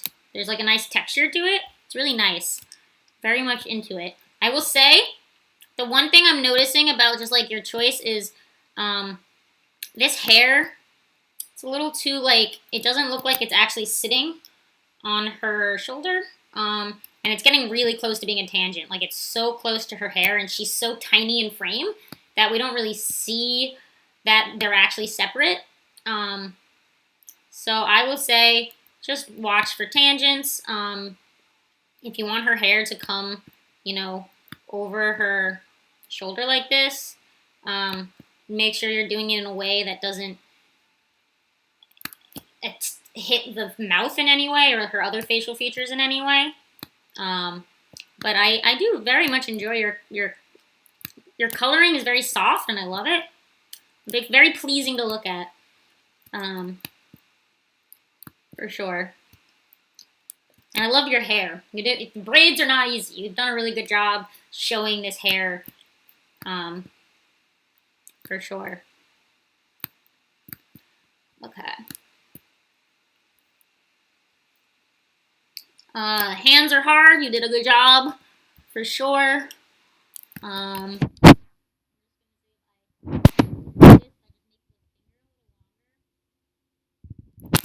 I think that's going to help a lot. Yeah. There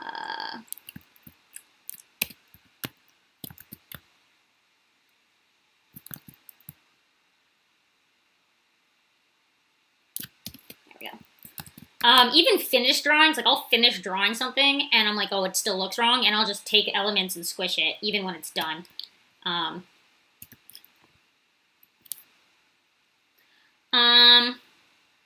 Okay, you got some nice lighting. It's really nice. I'm a fan. One thing I'll say is she's so small in this picture. I don't know why you've decided to make the composition this way.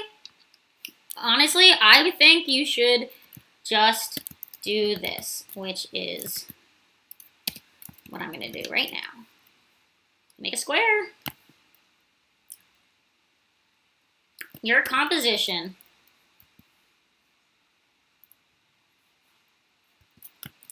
So this is going to be the new composition. This is how I'm going to make your character fit in the scene. Wonderful. So I still am including that cool edge crop that you have going on, but now she fills up more of your space. She's not just like, there's not just all this random empty space. Like you don't even, it's not that, I think this would work if there was a background. If there isn't a background, there's a design, and that's different. Like she isn't in a living space. So like if she was sitting on an object, physically on an object with a scene behind her, it would make sense if she was smaller because you wanted to see the whole scene. But because this isn't about the scene, it's about the character, your character should not be tiny because she is the focus of the scene. Where's my settings? There we go. So, don't make your character tiny. She doesn't need to be. So your character, instead, should fill up the space. You can always resize stuff.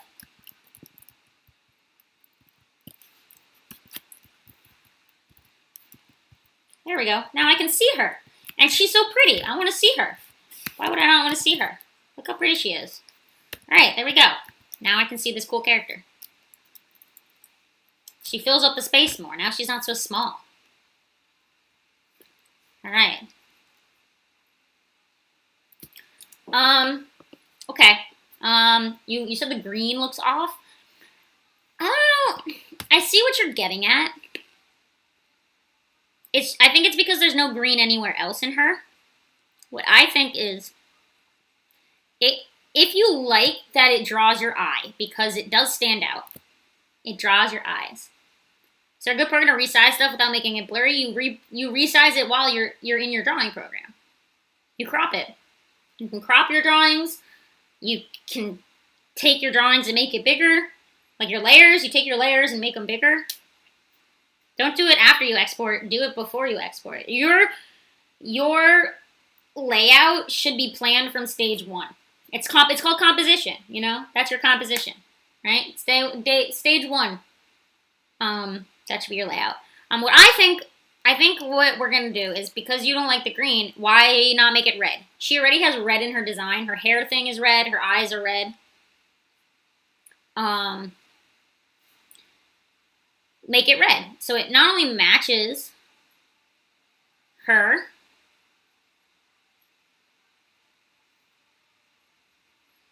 but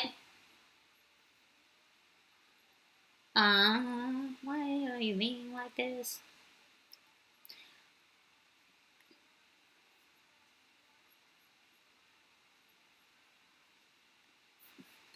So now it fits more with her design. If we make it red.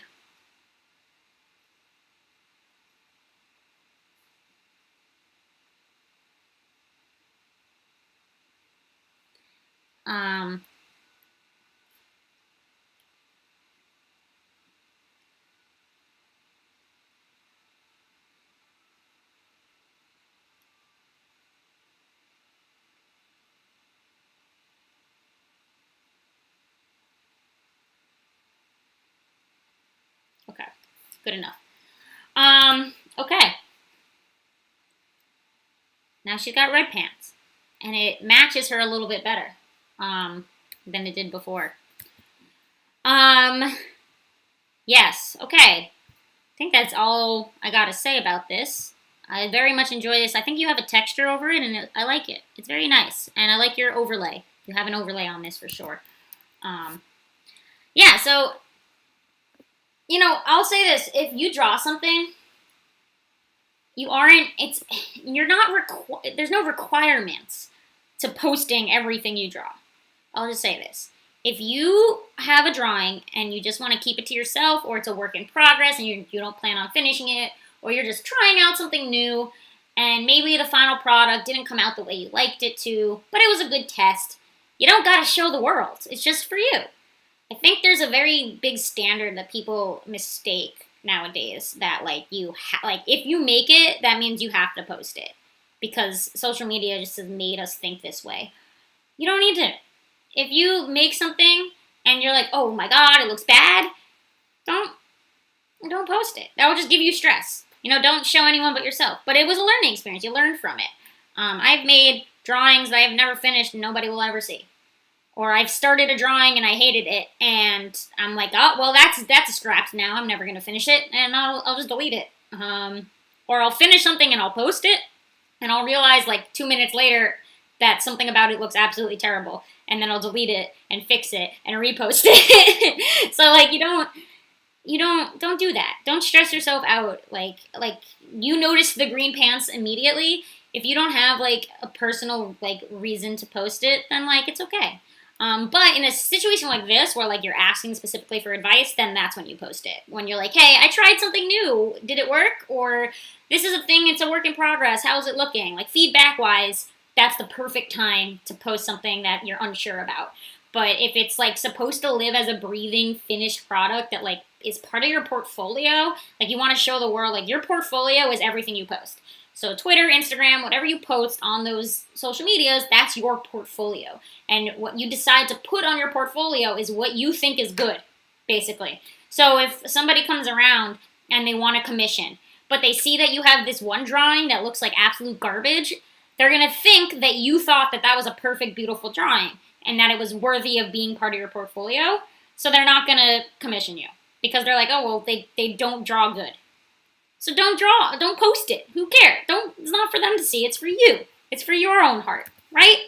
Okay, for you. Okay, Starlight. Let's do our back and forth. I didn't do too much. I just kind of like resized her and made her bigger. But there was your old one, and here is the new one. So remember, just squish the head up. Big head, no need for big head, right?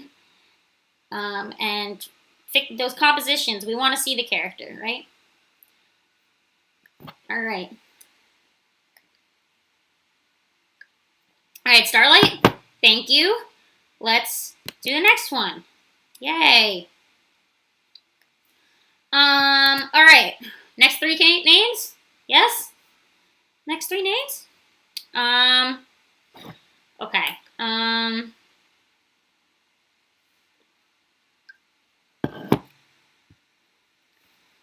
Hold on. All right.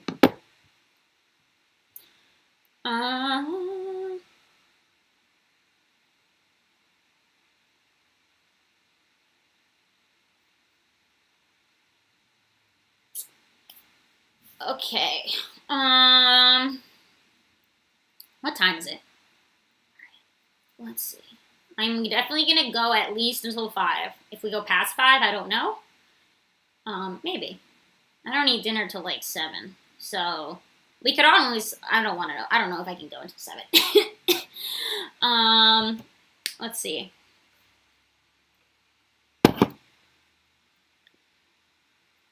Sorry. All right. Next 3 names. Yaya Yasmin, Boy Heather, and Jimmy. Yaya Yasmin, Boy Heather, and Jimmy. All right. Starlight says, "Yay, it helped." People have a folder that no one looks at. Sea of Stars. Sea of Stars is here. Oh, we did. We called you. Okay. Okay, we'll include you. So Sea of Stars, I'll do you first. And then if any of the other 3 I just said are here, we'll do them after you. So that would be Yaya Yasmin, Boy Heather, and Jimmy. If you're here, you'll go after Sea of Stars. And while I wait to hear if they're here, Sea of Stars, what do you want to talk about with this drawing? Woo. Boy Heather is here. Okay. Boy Heather, you will be next.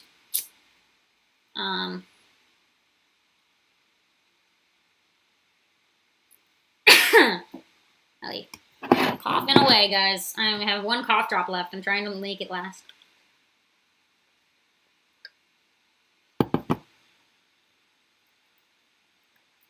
Audrey K, can I get a critique? So Audrey, these are all pre-prepared. If you did not submit in my Discord before this stream started, then you will not be a part of said stream. However, I take submissions at all times for streams. So what you can do is join the Discord and put your art in our stream submission page, and you will be added to the list for the next stream. But anything posted as of this moment forward will not be in today's stream. It will be in another stream because I cannot have Discord open at the same time as streaming, or else everything will crash. So, yeah. Outfit or anything would be nice. Okay, awesome, Sea of Stars. Sure. So let's see. Well, this character is really fun, for sure. So let's talk about it. Okay, so I can tell it's very sketchy, but there's a couple things I'm noticing that you can immediately do to, you know, go through this. Amber's still here. Oh, so tangents. You have some tangents, so make sure fabrics are not touching each other. Even in a sketch, you should avoid your tangents in your sketch because whatever you sketch is gonna lead to your final. I do enjoy these colors; they're very nice. They work really well, especially with the lights on the darker skin. Very fun. Here's a tangent. Watch that. Even the strings should be distanced. I love the perspective. You got a really fun design here. TV heads are fun. Big fan. Yeah, even in your sketch, just be careful about your lines. This is looking good. I think this foot is off.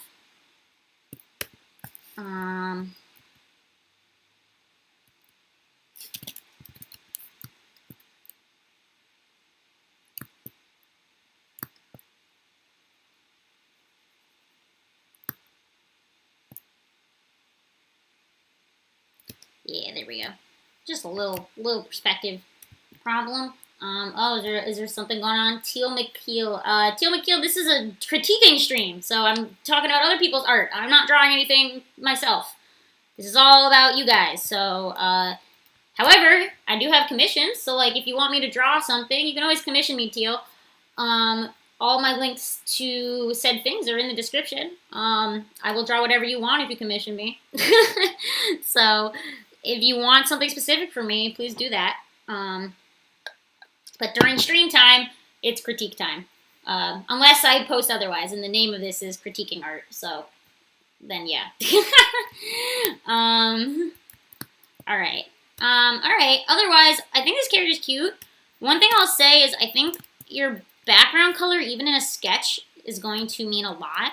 And because your background color is also green, it blends in a lot with the character. So, what if we made it, you have an orange pot, we can make it orange, that might work. Or, the opposite of green is red, so just a color that doesn't make this character, blend in. Oh, that's good. That works. So red works, orange, because you have some orange in the color palette already. You can do that. Yeah. Just a little, let your character stand out, even when it's just a little sketch. Now we can see them a little better. Your character's so cute. I think this is a pretty unified character. The one thing I'd say is, you maybe find some more places for the black in the shoe to be. I know her skirt's white, but does it change a lot? Oh, because oh, okay. So this is a good question. Is her stockings ripped, or do they have circles on them? Because I thought they were ripped. And if they're ripped stockings, then these should be brown, because they can see through to her skin. But if they're supposed to be little patterns, then keep them white, because it's just a pattern, right? But if they're ripped, I thought they might be ripped stockings, then you can see her skin underneath, right?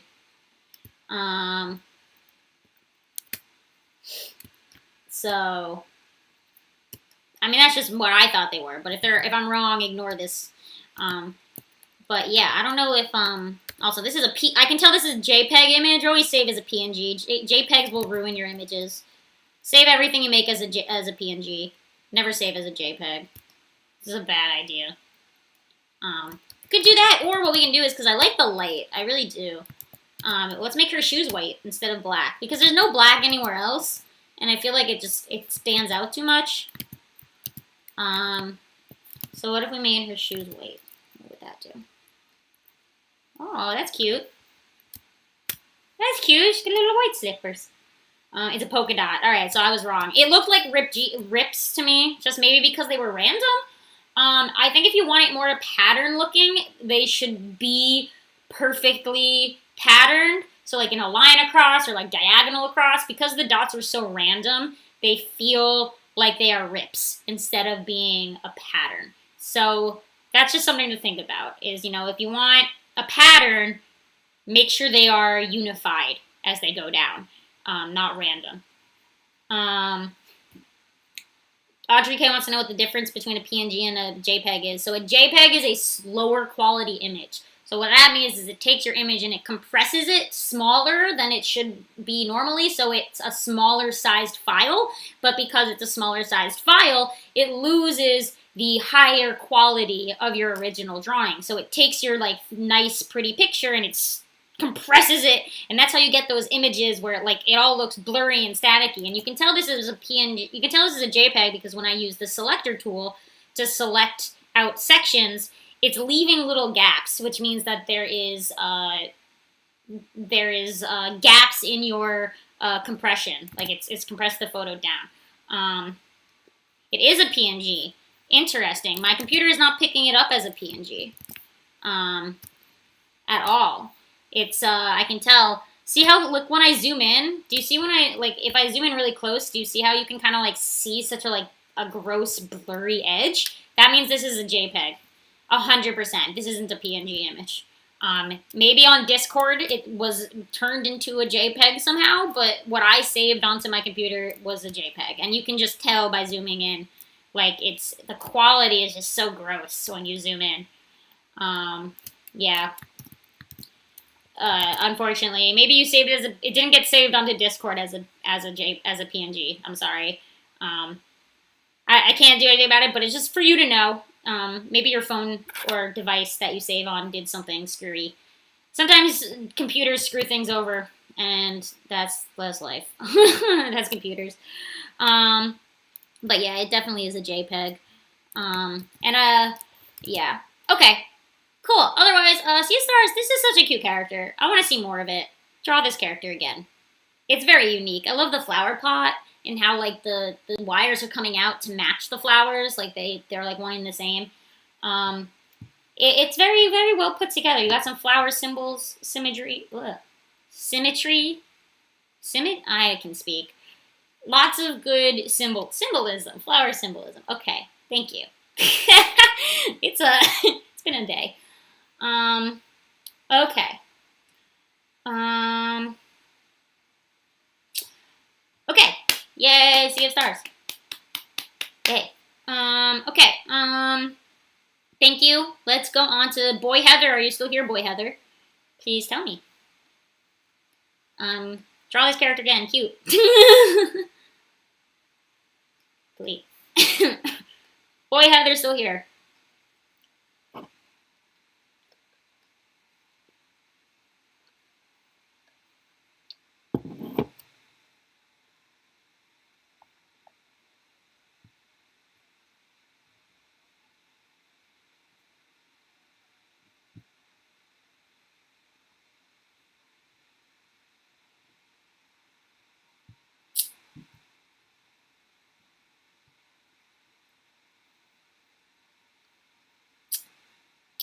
Yes, you're here. Perfect. Okay, what do you want to talk about in this drawing? What are we talking about?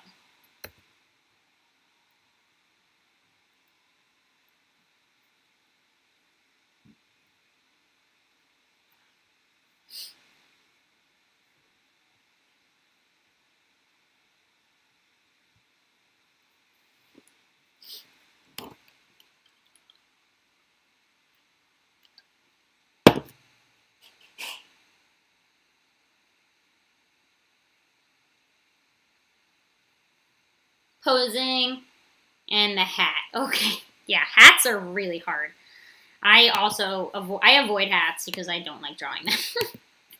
I still have yet to figure it out, honestly. Let's be real. At least baseball caps. It's baseball caps that I hate. The worst. Okay. Well, first off, the pose is great. I think you have a fun little pose. I will say, I think there's some things you're doing that aren't working in your pose, like anatomy-wise. Like, first off, the shirt, like when the head's like this, you have your body turned 3/4 to the side, so it's not a straight ahead. So the arm that is on the side that would be blocked by the body, there should not be a line. So you have this line here, right, that is, like, we can see it from, it's in the wrong direction. Basically, the torso should be blocking that side of the body, and instead, you'll get this kind of effect where it's, let's see. So yeah, so instead the chest would be in front of the body like this, right? Instead. So that's kind of how anatomy works. As well as like your shoulders are off a little bit, so we might actually be able to see, I think, this a little more. Yeah. So even though it's a cropped drawing, I will suggest, if you aren't sure how the anatomy works, draw the rest of it. Draw the whole body, and then just like make it bigger until it's cropped in, so that you're not guessing like where the rest of the arm is, right? So yeah, just something to think about is never guess. The face is cute. What I think is off is your lines for your face aren't matching. So like this is good, but then this would be down more. So like we'd see more chin. Yeah. And then also this would be more like this. Yes. And then your mouth is crooked.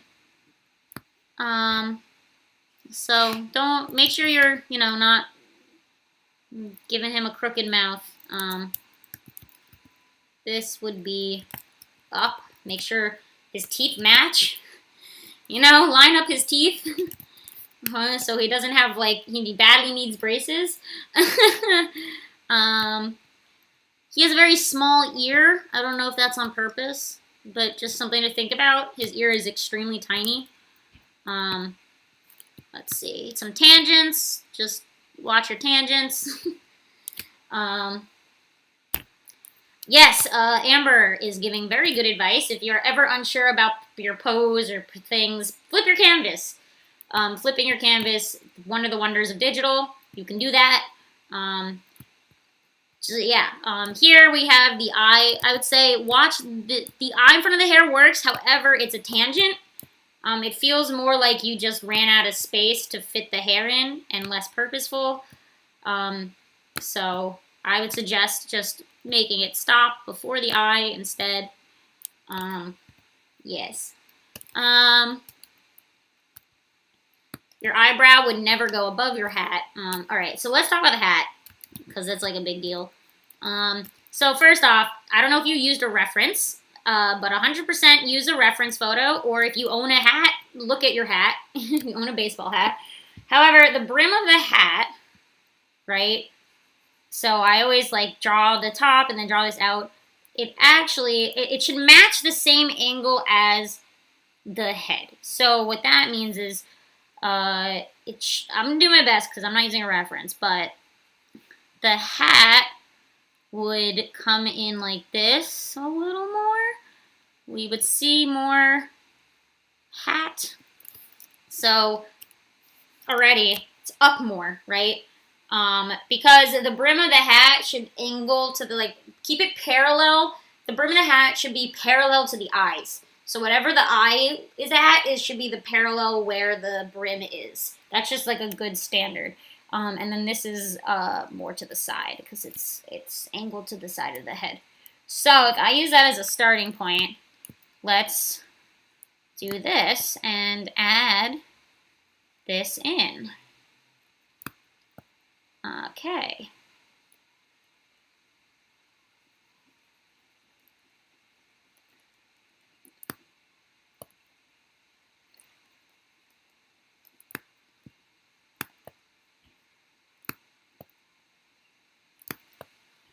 Okay.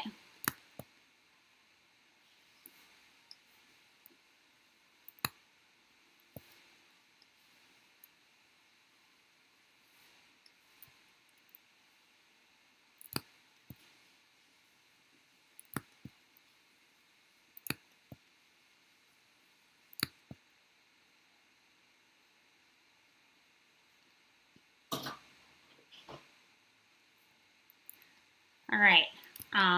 I mean, I just very roughly, it's still not correct, but it's a little already better at the right angle comparative to what we had before, right? Yes. I think one other thing I want to point out is just there's an inconsistency, I think, in this drawing. While you have like half of your thing is painted, like your clothing is painted, but then your facial features are like are not. It looks like you rushed, like you ran out of time and you rushed the ending because you just wanted it to be over with. And you didn't actually spend more time on like the hair and stuff like that. Like the eyes, the line art on the eyes looks so messy, like they're not smooth. While you painted the shirt and the hair and the hands and whatnot are very purposefully painted in. While parts like the eyes and the hair feel like you just scribbled it on last minute or like you didn't fully render it past the initial sketch phase. Because I know usually with rendering, like painting at least, you like do a rough sketch kind of first and then you slowly render it out. It looks like you just stopped rendering it. And I think it's inconsistent. So it's either, I'm going to say, you commit and you render the whole thing with your fully painted style, or you stick with a cell-shaded look that doesn't take as much time. Because it's very jarring that the eyes are so rough. They are the line art isn't smooth, the coloring is cell-shaded and same with the hair. Like, it looks as though you just rushed, you wanted to just save it and didn't actually think of finishing it correctly. So, that's a thought. As well as his neck should end in the back here, just the last minute thing. So I don't know what the process was on this, but yeah, that is the vibe I'm getting. It feels like you rushed it out to get it done. And didn't finish rendering it out. Yeah, your eyes are very wobbly too. They don't feel done. All right. Finally, I mean, this is a personal thing. Or just in general, he's a chibi, so his ears feel really small for such a chibi character. So I'm just gonna make them bigger because they don't feel like they proportionally fit to his head. Okay, and then finally, I think the last thing I'm going to try doing the thing, because his head might be better than his bottom part, so I'm going to do the thing where I squish down the top and elongate the bottom and just see what we get.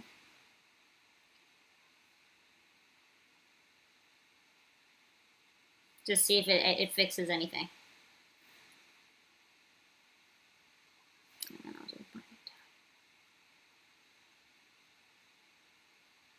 I'll say you don't have the no skull problem. You have a skull, which is better than I think a lot of people have been having lately. So good on you for having a skull. But hats are hard, so always use a reference, man. Don't guess. Baseball caps are the hardest hat, honestly. The brim is the worst. Yeah.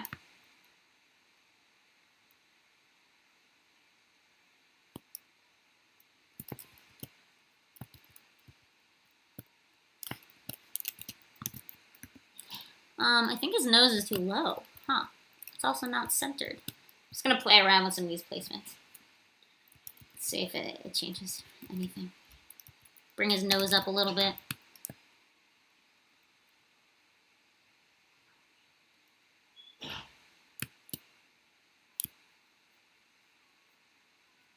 Ooh, okay. All right. His mouth, I don't know, something about his smile makes me think he's grimacing more so than smiling. And it might be due to his eyebrows, I think. Yeah, you had your eyebrows on top of the hat. Never do that. Never put your eyebrows above clothing. Eyebrows above hair, I feel like is okay, but not eyebrows above clothing. But maybe it's his eyelids. He just seems like kind of drowsy to me. I don't know what it is. Okay. All right. I think if I spend too long on this, we'll be here forever. And I would like to go to someone else. Okay, so Boy Heather. Was this helpful? Did I say anything that maybe you thought about or something maybe you didn't think about? I'll flip through so we can see the two. So that was the old and this is the new. It's just like, it's very basic, obviously, still rough.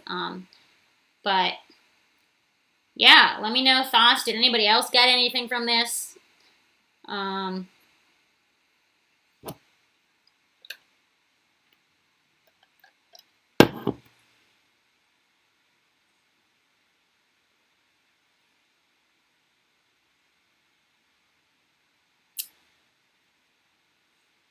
I love doing the flip through, man.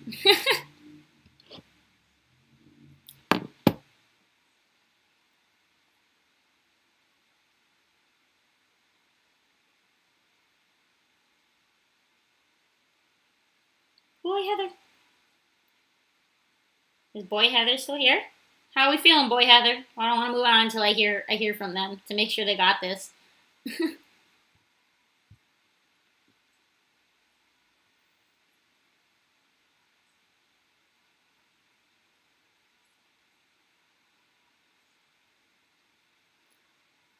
Oh, how do you submit? You gotta be on the Discord. You can submit. Yeah, you can submit on my Discord. And anything you submit will be in the next stream, at least. It won't be in this one because today's stream has already been taken spots, but you'll be in the next one. Oh, Boy Heather says the person I drew it for was actually the opposite of what you're saying. Huh? What do you mean? Can you give me more on like what parts were the opposite? I'm not entirely sure what was the opposite point that we were getting at. Please inform me because I'm interested. And while you tell me that, I'm gonna call new names too because I kind of want to hear the story behind this. If it was a commission, because I'll tell you this: 9 times out of 10, the client doesn't know crap if it's a commissioned artwork.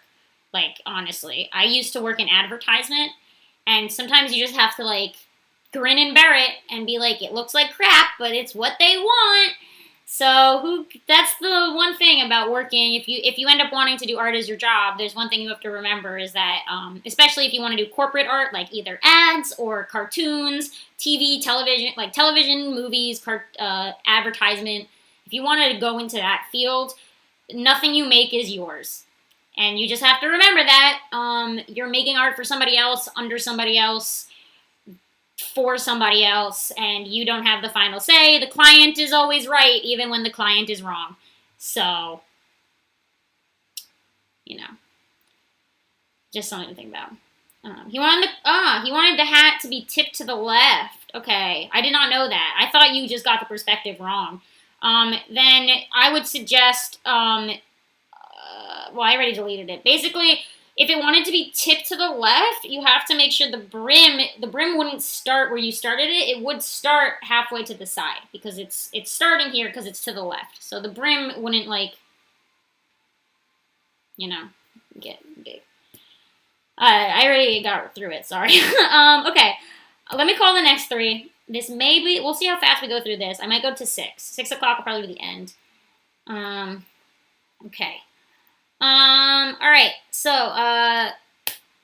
another tip for commissions: have the person draw it themselves. I'm not even joking. Like, even if they give you a crappy stick figure, have your client draw the thing they want you to make, because it'll help you so much if you can see some sort of basic understanding of where your final product should go to. This is something I started doing because I cannot take in long paragraphs of text. I kind of just, it doesn't go into my brain when it's in text format. However, image format, I can understand so much better. So every time I do a commission, if it's something very specific, like a background in the scene, or like the character must look specifically one way, 100% I ask them if they can draw it themselves, even if it, like literally draw stick figures, even if it looks like crap, because it will help you so much in the final process. And then you also can say, well, that's what you wanted, because you have the sketch they made. So if they don't like your final product, be like, well, your sketch said this to me, this is what your sketch said, so, you know. Okay, let me read the next three. All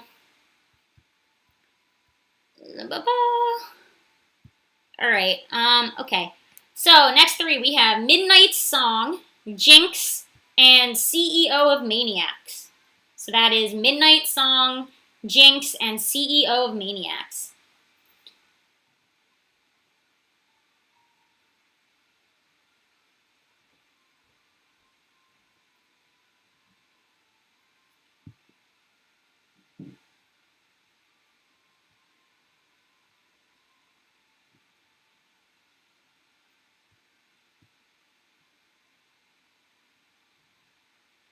CEO is here, okay.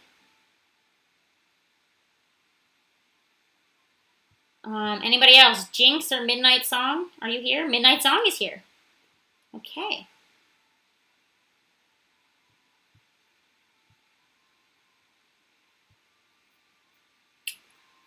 All right. So I guess I'll go in the order I said it. So Midnight Song, I said your name first, so we'll start with you, and then we'll do CEO, and that'll probably be it after these two, because that'll probably take us to 6. So these are going to be the last 2 for the stream, because after that I need to stop. I gotta go start dinner probably. Okay. All right. So Midnight Song, you're first. What do you want to talk about? What are we talking about? Yay. All right.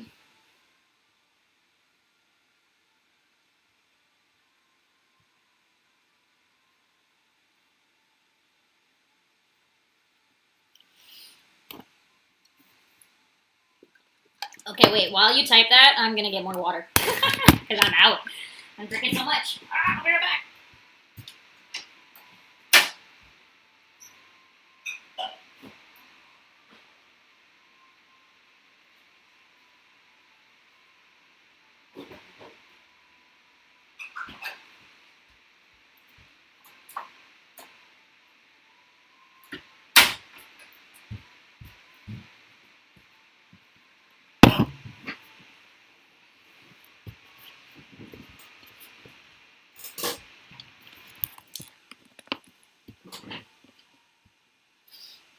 Okay.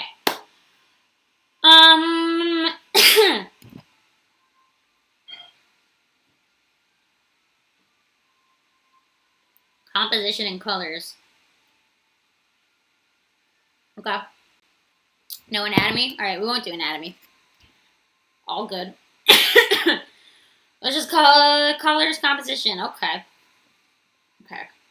Let me do a breakdown. So for composition breakdowns, what I like to do is, kind of sketch what you have, like draw a mini version. So like it's a thumbnail. So I don't know if you've ever done a thumbnail drawing, but everything you draw always should start as a thumbnail. Always. So you have this rectangular canvas. Ooh. And you have a centered character. Right? Silhouette is kind of rough. There's not really a strong silhouette going on. So that is, when it's very character focused, when you have a very character focused composition where it's like mainly about the character, it's very important you have a strong silhouette for your character.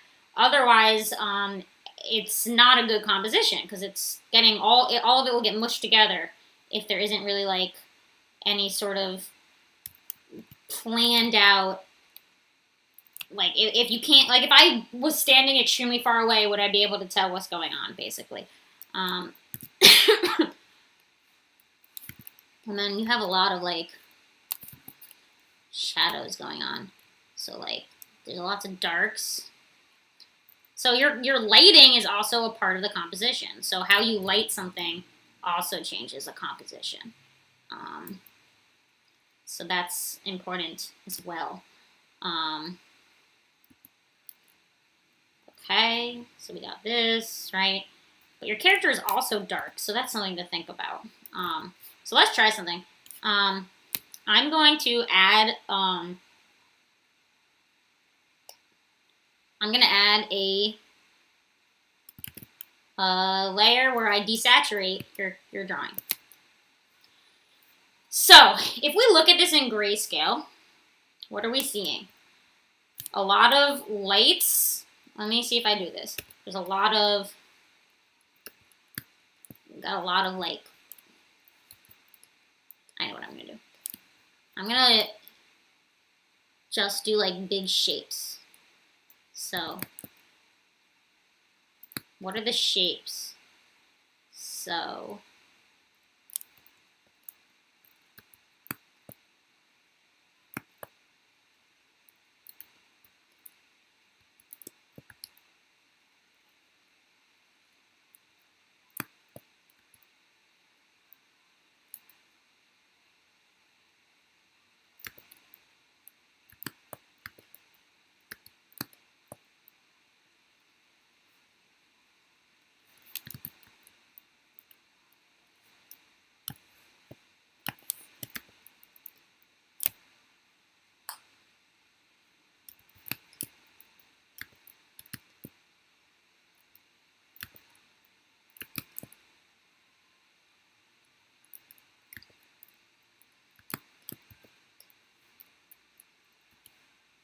all right.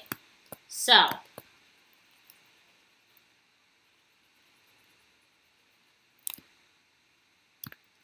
all I've done is take that grayscale and just show what it looks like as pure, like, raw shapes. Right? We're not, like, doing anything crazy with this. This is exactly the layout of your character.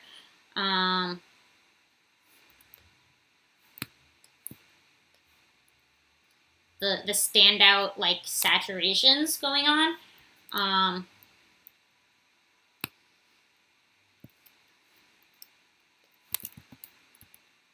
And these dots, I feel as though these dots were not thought about, like the light dots that are everywhere. I think you just found a brush that makes dots and you just kind of went ham on it.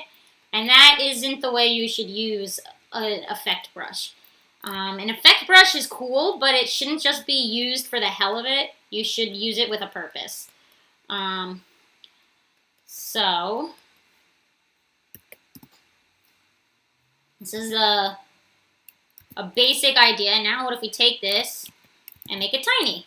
What are we looking at now?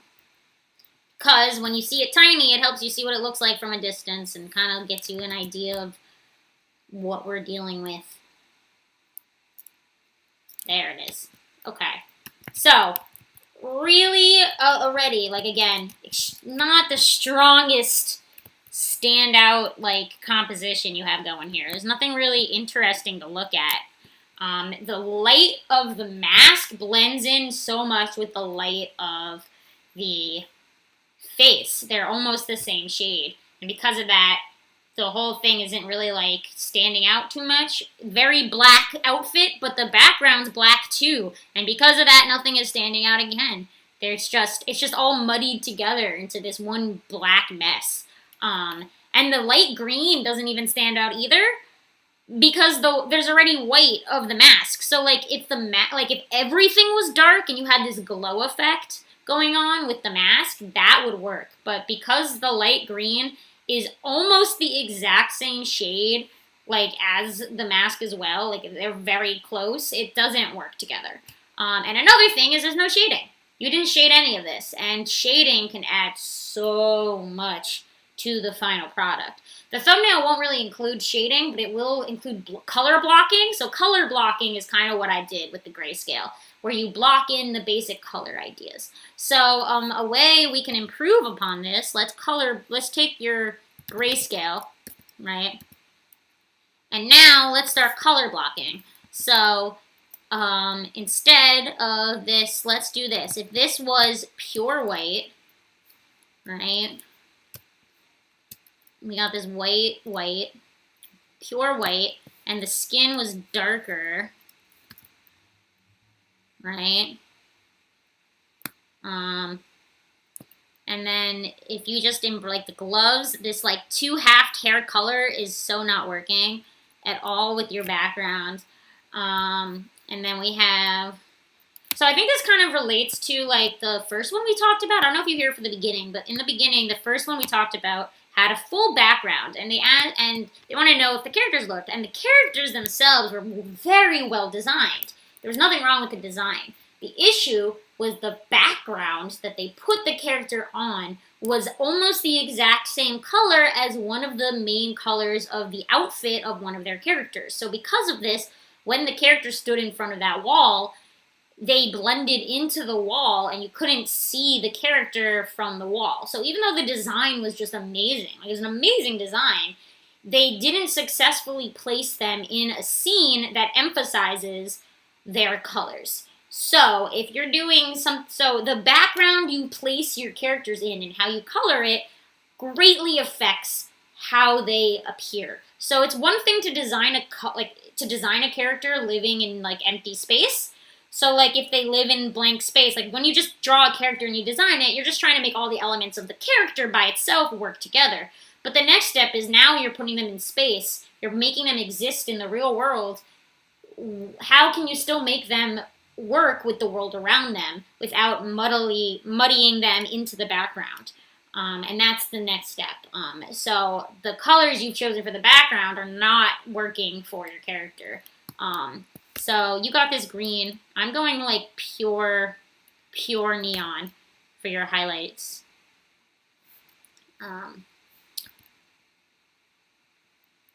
So his hair should have that neon. It would work so much better if his hair was also neon. I'm just blocking in colors now. And then we can have his skin and his armor. This gray is not working at all. It should also be light on his jacket. There we go. And then this can also be light. Look at that. Now already, just this silhouette down here is like a lot stronger than like if I'd color block the one up here. Very, very weak. Especially that hair. That hair is so muddied. Yeah. What a difference. Just between the two thumbnails here. Like one stands out a little more than the other. And then of course silhouette. So this character doesn't really have a strong silhouette. A big thing you can do is have the arm be farther away. So if we took this arm and instead of holding it like this, their arm was out, that would be a huge game changer in the silhouette. Gaps. Put some gaps in the pose. Biggest, easiest way to increase the silhouette like of a design. And of course shading. You don't have any shading going on here. And if you do, it's so subtle. It's unnoticeable. I don't like how dark the hair should be lighter. 100%. It just does not fit with the neon. Like why does he have one color different? Like he had this bright green everywhere else. Why did he suddenly have a different hair color? It's still green, but you picked a different shade? It doesn't need to be. Okay. Yeah, so these lights are so random they don't work. There's no purpose for the way you've put the lights around him. If you're gonna do light effects like this, like sparks, I don't know if it's fire, like the sparks of a fire or something, or just a cool effect, they need to have purpose. So they shouldn't just like be random. They should be around for, like, they should exist around, like they can form, you can form them like what if they formed like a halo around the character? That way it like emphasizes like, look at this character. Like, not only does it make them look like, I mean, I'm sure that this is definitely not a good character, but like if you had it purposefully in the direction of like this form around them, instead of just literally being there to be there, like they should they should have a part in the composition because they are a part of the composition. Yeah. Finally, yeah, just like the whole background is just so muddied. It's hard for me, because you have so many effects, it's hard for me to like actually lighten it up. But yeah, this should be lighter. And I also think this should just like blur into each other. Like it can just blur straight into the background. That would be cool. So it like becomes the background. And then shadows. That's what I was gonna add. So if we just like add some shadow,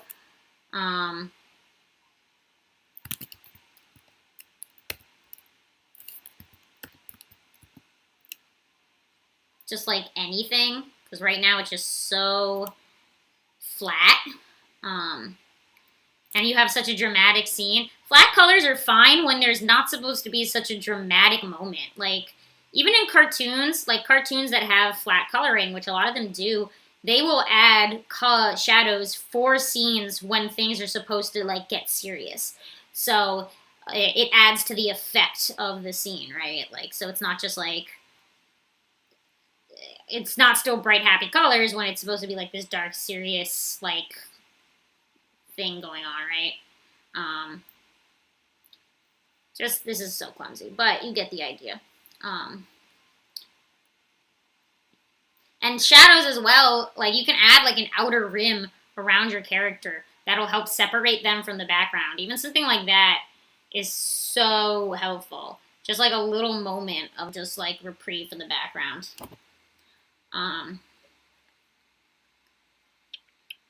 Okay. I think we're good. Was that it? Yeah, that was colors and composition. That's what we talked about. Oh, I feel a sneeze coming on, guys. Okay, so that's then, this is now, and this is then, and now. I mean, I didn't do much because it was just kind of composition talk. A lot of the things happened in the sides.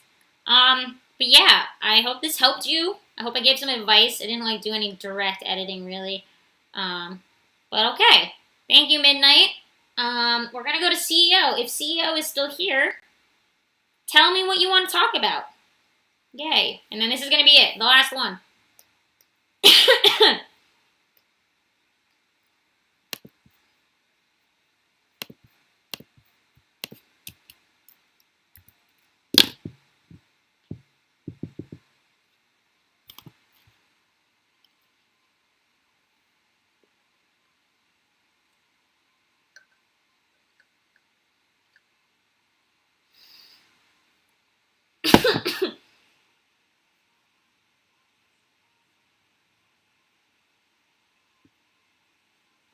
Alright.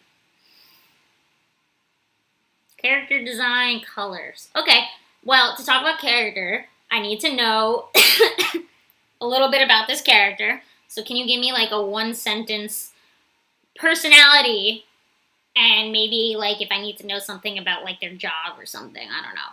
Just like one sentence, very fast, what I should know about this character so we can talk about it.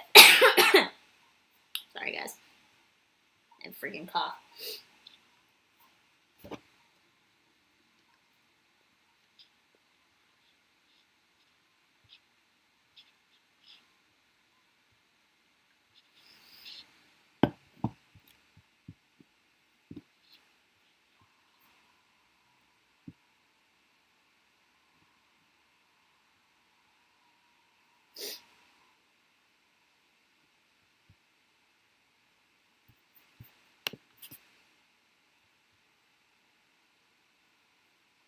Bashful, hot-headed, and lazy. Okay. He's not human. What is he? So I know what I'm supposed to be making him. What kind of creature is this guy? Interesting. Interesting that he's hot-headed and lazy at the same time, because those two adjectives are usually not used together. Wolf, oh, Wolf. No, Wolf, I have allergies. I'm sorry. I'm coughing because of seasonal allergies. I'm okay. He's a ghost. Okay. Interesting. It just gives me, it's just annoying, the cough. It's not really like, I'm not sick in any way. It's just annoying, and sometimes it's like it comes from like the throat, and then it's powerful. I cough really powerfully. Same with my sneezes. I have like manly sneezes. It's very strong, so it sometimes just gives me a headache because of how much of my whole body is going into the cough. But it comes and goes. Like, suddenly I'll just cough for forever, and then I'll go like 2 days and not cough, and I don't get it. I don't know what's going on. It's hard to go to sleep sometimes, though. It's annoying. Okay. And he's a ghost. Okay. Interesting. Does he do a job? Because I'm trying to understand his outfit, is what I'm trying to get at. I'm not entirely sure I know why he's wearing what he's wearing. And I want to understand that. So is there anything else that will explain his outfit to me? Or did you just put him in this because it's cool? Ghost head. It's got like it's very Ghastly-like, his head. Were you inspired by Ghastly, the Pokemon? Because I feel Ghastly in this design. For the head is specific, very much so.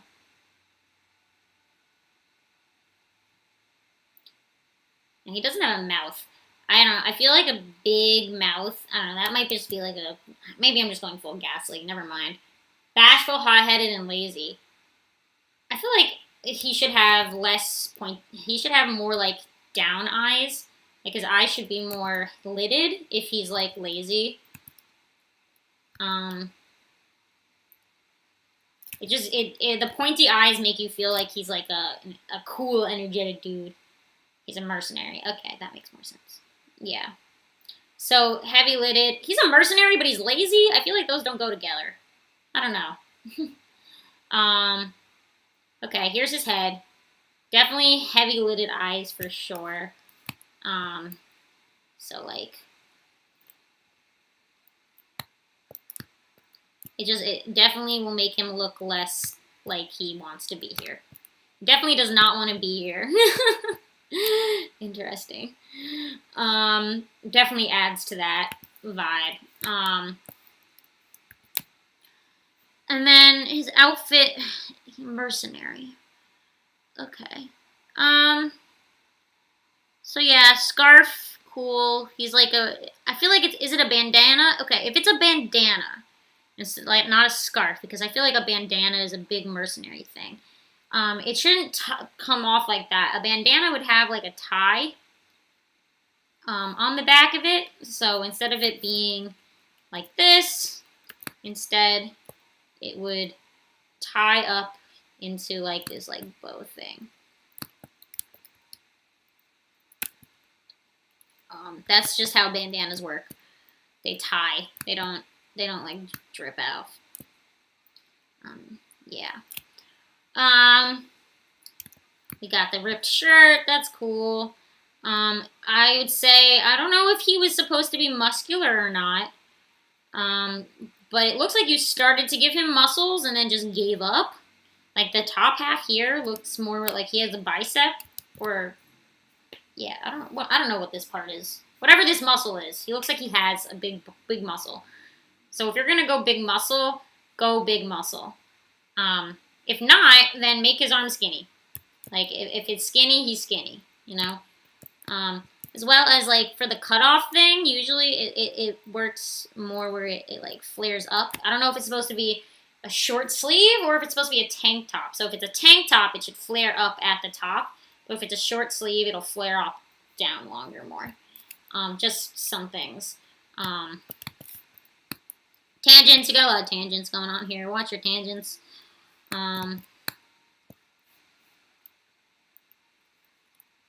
And then we got belt. If it's a studded belt, they should be pointy. Pointy studs, not round studs. That's not gonna do nothing, right? Give him that stud.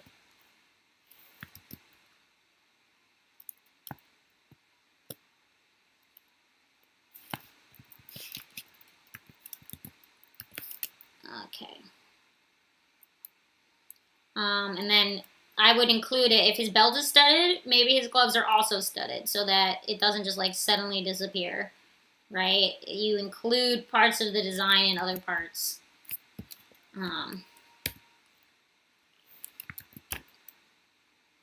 It's always important to have unison in a design, unless you're purposely trying to be asymmetrical.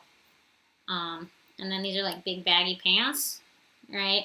Usually, I'd say the pockets, if it's like big cargo pants you want him to wear, cargo pants usually have pockets that are lower down. Like they'll have pockets up here, but then the big pockets that like are on the sides would be lower down on the leg. So it wouldn't be up top. That is if they're supposed, I don't know if they're supposed to be cargo pants. They feel very cargo panty to me, and it might just be the color. So yeah, I think the biggest thing is with the ghost part, you're being a little too stiff with your like wisp. So just like let them live freely. Kind of just be a little randomer with your wisps. It'll make it look more ghostly if they're more like flowy, for sure. And then again, I don't know what kind of rip this is supposed to be. I'm gonna guess it's a tank top. So if it is a tank top, yeah, they would rip up out of the thing. Yes. And then these are cargo pants. Again, this would not be high up on the pant. It would be lower down, so we wouldn't even see it. So it's very interesting. So like you want him to be lazy, but you've dressed him for a fight. And I get he's a mercenary, but there's something about lazy mercenary that just doesn't fit. And if I would suggest, this is what I would suggest. One, if he's going to be lazy, he should not dress like he's prepared for a fight. In which case, do a 180 on this design and don't dress him like he's prepared for a fight. Because then it's like, one, it's like the element of surprise where people underestimate him because they're like, sure, you look weak and you act weak. While right now he's dressed as though like he's like in a bike. He looks like he's in a biker gang right now, right? So biker gang vibe versus the lazy nonchalant attitude is very different. So that's for you to think about. What do you really want to show? Like we're doing a thing on our Discord right now, all about clothing and how the clothing someone wears can make a break or character. So like even how you dress somebody, like day to day, can say a lot about a character's personality. So I would suggest maybe taking part in the server challenge we're having right now because it might help you a lot deciding clothes. You can even use this character and think, what would this character wear in different situations?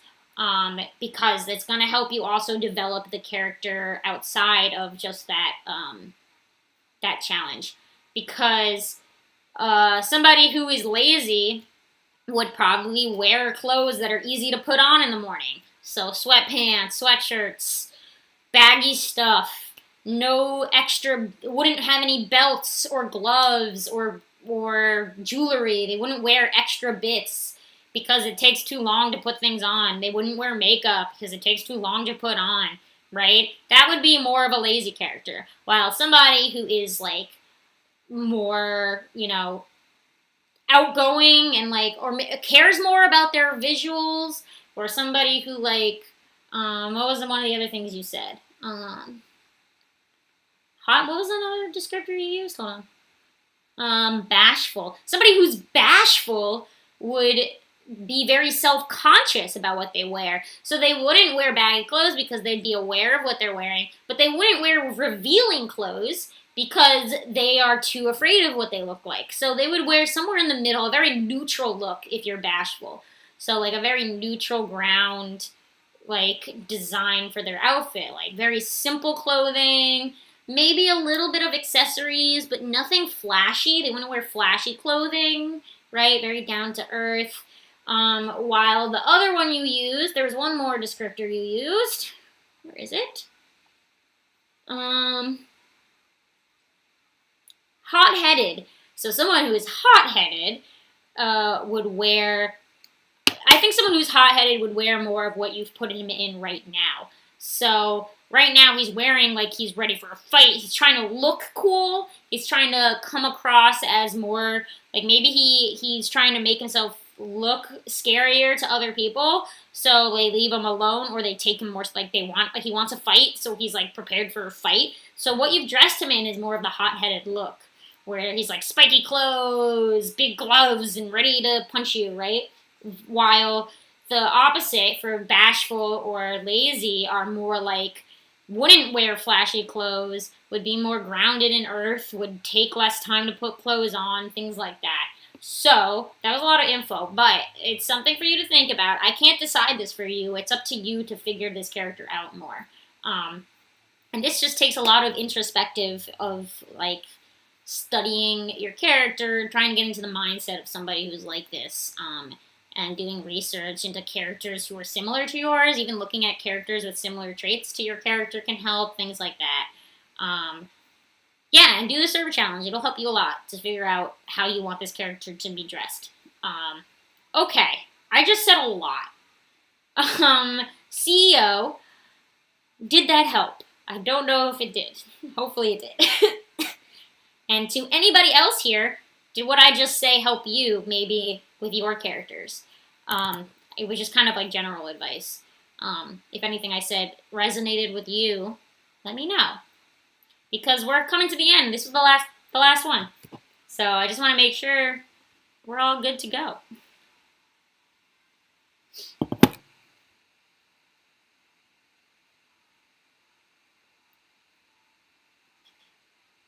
Yes, no, maybe?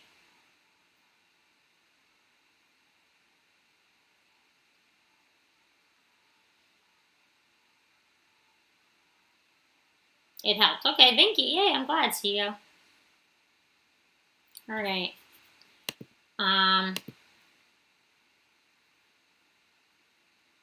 Okay. All right, guys. That was the last one for this video. So, thank you guys for coming. I'm glad you joined. I don't know when I'll do the next one. I work jobs. Like I have a real job. So doing these streams are kind of just like I have time to kill and I want to do a stream. So there's no real schedule for them, but I do usually, post a few hours in advance when I'm going to stream, so you will know. Or you can be on Discord, and I'll be talking in Discord a lot. I always tell in Discord. I also remind people in Discord to submit, so, just in case. So, yeah, that's the best place to find me. Otherwise, all my socials are in the description, and yes, I do have commissions open, so if you would like to see specific art from me, you're welcome to commission me. Hopefully I'll get it done as fast as I can. It's hard when I have a job, but I'll do my best. Otherwise, same old videos. Is there one this week? Yes? Was there one last week? I don't remember when my last video posted. I post every other week, so the video may be this week or next week. Time to find out. The video will be next week. This week? Give me a second. Oh, this week. Okay, this Friday, new video. Okay, yes.